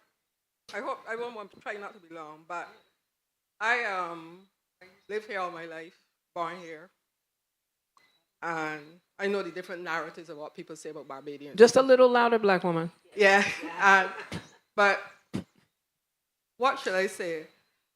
I want to just comment on what I see is silence in the Caribbean on issues that, say, back in the 90s would have all the commentators talking. Now, within the last couple of weeks, the US have shown some aggression to Venezuela.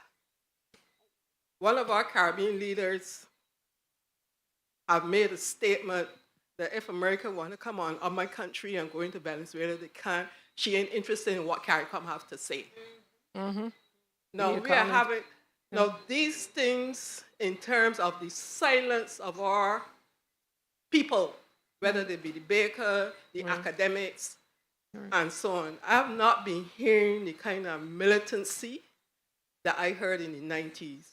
I remember in the 90s, Dr. Antrobus here marched around one of our buildings, demilitarized the Caribbean. In terms of colonization, recolonization, neocolonization, why are we so silent? We, about the issues, because I was hoping to hear this within the last two discussions about what is happening in our Caribbean by a large power and the way we respond as opposed to how we used to respond. And I just put it out there. Don't have to respond. It's just that thing that's about important. colonization, neocolonization, and the silence. The silence is deafening about issues of our sovereignty, of our power. It is something that I wish that I could hear more about it. I don't know. Sorry about Well, no, that's not a sorry, because I think it's important. Thank you for raising that, because all of us, if you were here, as you listen to what we're saying, and we're also couching this in the context of Carifesta 15, making sure that we get invited back here again and we don't create no like fire starter thing, but I think it can be held here. Those of us that do speak out, because there's those of us that right here, we speak out. We speak about Sudan, we speak about Congo, we speak about Haiti, we speak about West Papua New Palestine, West Papua New Guinea. You understand? And I can go down the list. We got brothers and sisters in Costa Rica as we sitting here. They bulldoze in their yard because they don't have the paper for the lands that they've had for over a century. You understand? And this is happening now. So we have Africans in Costa Rica, specifically in Limon City. Let me be very clear. You understand? They want to make everything a national park. And they're saying they're preserving the whales or the snails or whatever. And forgetting the people. You understand? We have brothers and sisters that represent the Bonaire Human Rights Organization, right? And they, as we speak, they're probably still between the UN and trying to hold space in Bonaire. right? Because these are the conversations we don't get an opportunity. We're not on CNN and all of these things. And in our own African networks, we're still, you got Kimbunga Media. How many people ever heard of Kimbunga Media? How about Our Black Truth? I'm just saying we have networks that don't get the same coverage when we are giving information, sharing this type of resource on a regular. So I would encourage everyone. There's like different blogs that are being shared while we're here at Carifesta from almost every island. I've seen everybody got blog, website, network, podcasts, and we need to use them so that we can tell these narratives, or else we'll just be erased. You understand? It'll just be like, what were those people called that used to live there? It's going to be like that. And in order to shift that, we call on that ancestral soul, spirit, self that facilitates that to the best of our ability. And I hope that's why it's important. Everything she said, but I want to also add, and I heard reference to the UN earlier, and I was like, yeah, right. Because look at what Netanyahu's getting away with in Palestine. Don't you think Caribbean leaders are also starting to kind of rethink? There are some nuances out there. I referenced it in my presentation, but from what I'm seeing in the last 2 weeks coming out of the Caribbean, I think people are thinking about what's happening in Palestine. If Netanyahu could get away with all of what he's happening, and I don't know if you've been paying attention to what's happening in Curacao right now with the ships off the coast of Venezuela, etc. And you're absolutely right. Some of the government leaders are saying things like in Curacao, the prime minister has come out and made a comment that we are neutral. But what does that mean when you're a colony? You can be neutral, but foreign affairs is not in your hand. So at the end of the day, it's not your conversation, not your decision. And so the question is, how are we as CARICOM? And again, we here in these spaces, we can speak, but oftentimes our governments don't even dare because they're not the ultimate ones to have the say because it's a state in the United States or in Europe. So again, we in our space in St. Martin have made decisions, talked out, written about certain things. And then our government very silent. And then the Netherlands, for example, will make a decision at the UN level, totally contradictory to what our positions are, but our positions don't hold because we are still colonized. And so that is why it is really important that all of us, while we do our part, the rest of us, to push for the full decolonization of the Caribbean region, we have to all do our part, whether in the classroom, whether in CARICOM, whether in the streets. In our cases, we can't do it by ourselves. We need the help of our Caribbean brothers and sisters. Yeah, I think also that all of this has come at a moment that everybody is in shock.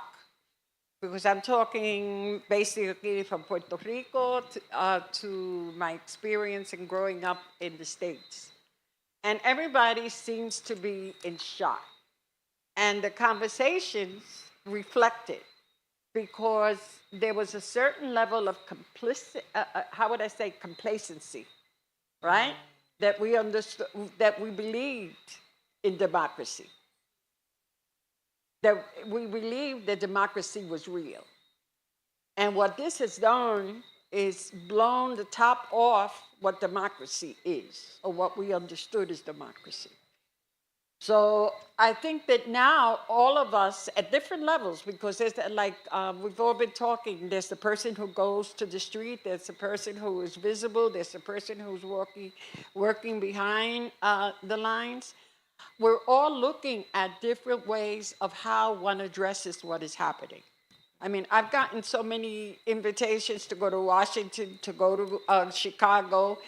One of the trips I'm going to make to Chicago, because in a museum, the Puerto Rican National Museum, ICE showed up to intimidate the artists. A festival was going to happen the next day. So how would not the people that are Mexican, that are from different parts of Latin America and the Caribbean, how would they not be afraid to go Saturday to a festival when ICE shows up on Friday at the museum that is producing this festival? So the administrators of the festival had enough information given to them, that they brought in community, they brought in elected officials, they brought in everybody into the museum. So when ICE appears, they were taken out. They were asked to leave, and the community insisted that they leave. So that there are levels of organizing that we have to understand, that it's not either or, but what is the spectrum, and where do you fit in that spectrum to answer your question, right? Thank you. One of the last comments was we need to transform spaces that even seem unchangeable. And I think that's necessary. The spaces within us, our own being, our communities, our nations, our regions, and the world. And this is an unprecedented moment in human history. My name is Vernita Pearl Fort. I'd like to ask your advice, and I'll go to one of the deliverables right away.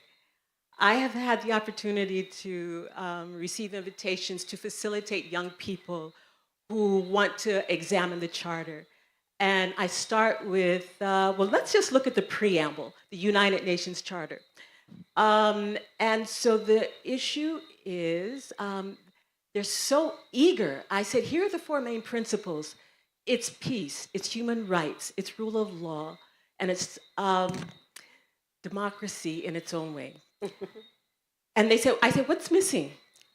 Hands go up, they start talking, reparations, climate justice, and then they said, what if you were sitting in the room and we could write the new Charter of the United Nations, or even if it has to be a different document or a different instrument altogether? I seek your advice.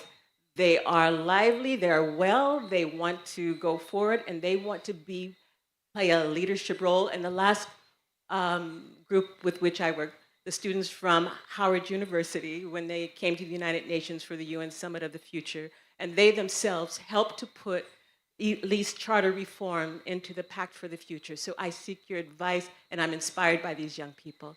Thank you. And I must say that the Caribbean is formidable at the United Nations right now. Thank you very much. Thank you so much for that comment and question. I would just say, like in the Virgin Islands, for example, we have the Virgin Islands Youth Advocacy Coalition, and it's led by a sister that started the organization as a youth, who is now an international attorney, Genevieve Whitaker.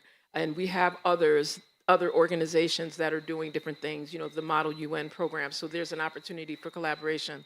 And I'll keep saying that collaboration doesn't just mean we just jump in the room together, but it means that we put boots to the ground, and we have to actually do that organizational work and that strategic planning and that operational management, and have persons that have expertise in financing and funding, so that while we're doing this work, that the people that have that expertise in financing and funding and economic drivers, they can do that part, because that's what they do well. And they might be behind the scene, right? But it's important that we do that. And I just want to thank everyone for just your patience, because this has gone a little bit longer than we intended. But definitely, just that freedom is unfinished. Freedom is what we claim, and that we are monumental. I'm feeling that we're monumental, and that we will reach the joy and the privilege of freeness in this lifetime, and give thanks. Thank you.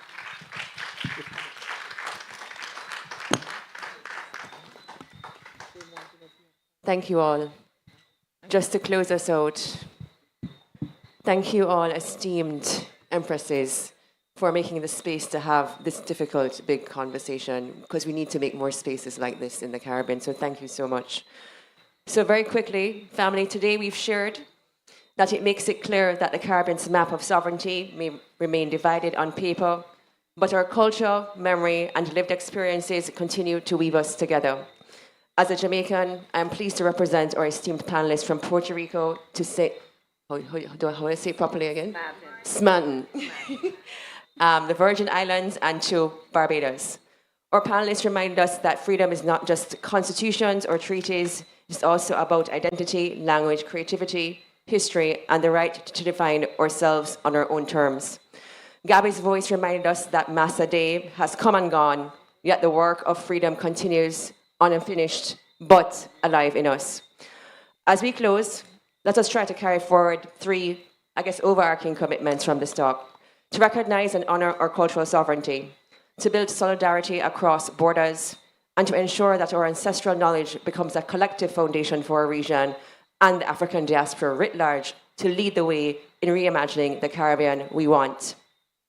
So through unity, courage, and imagination, let's keep shaping that narrative together, or story together. Give thanks, one love, and be love. Get home safely. Thank you.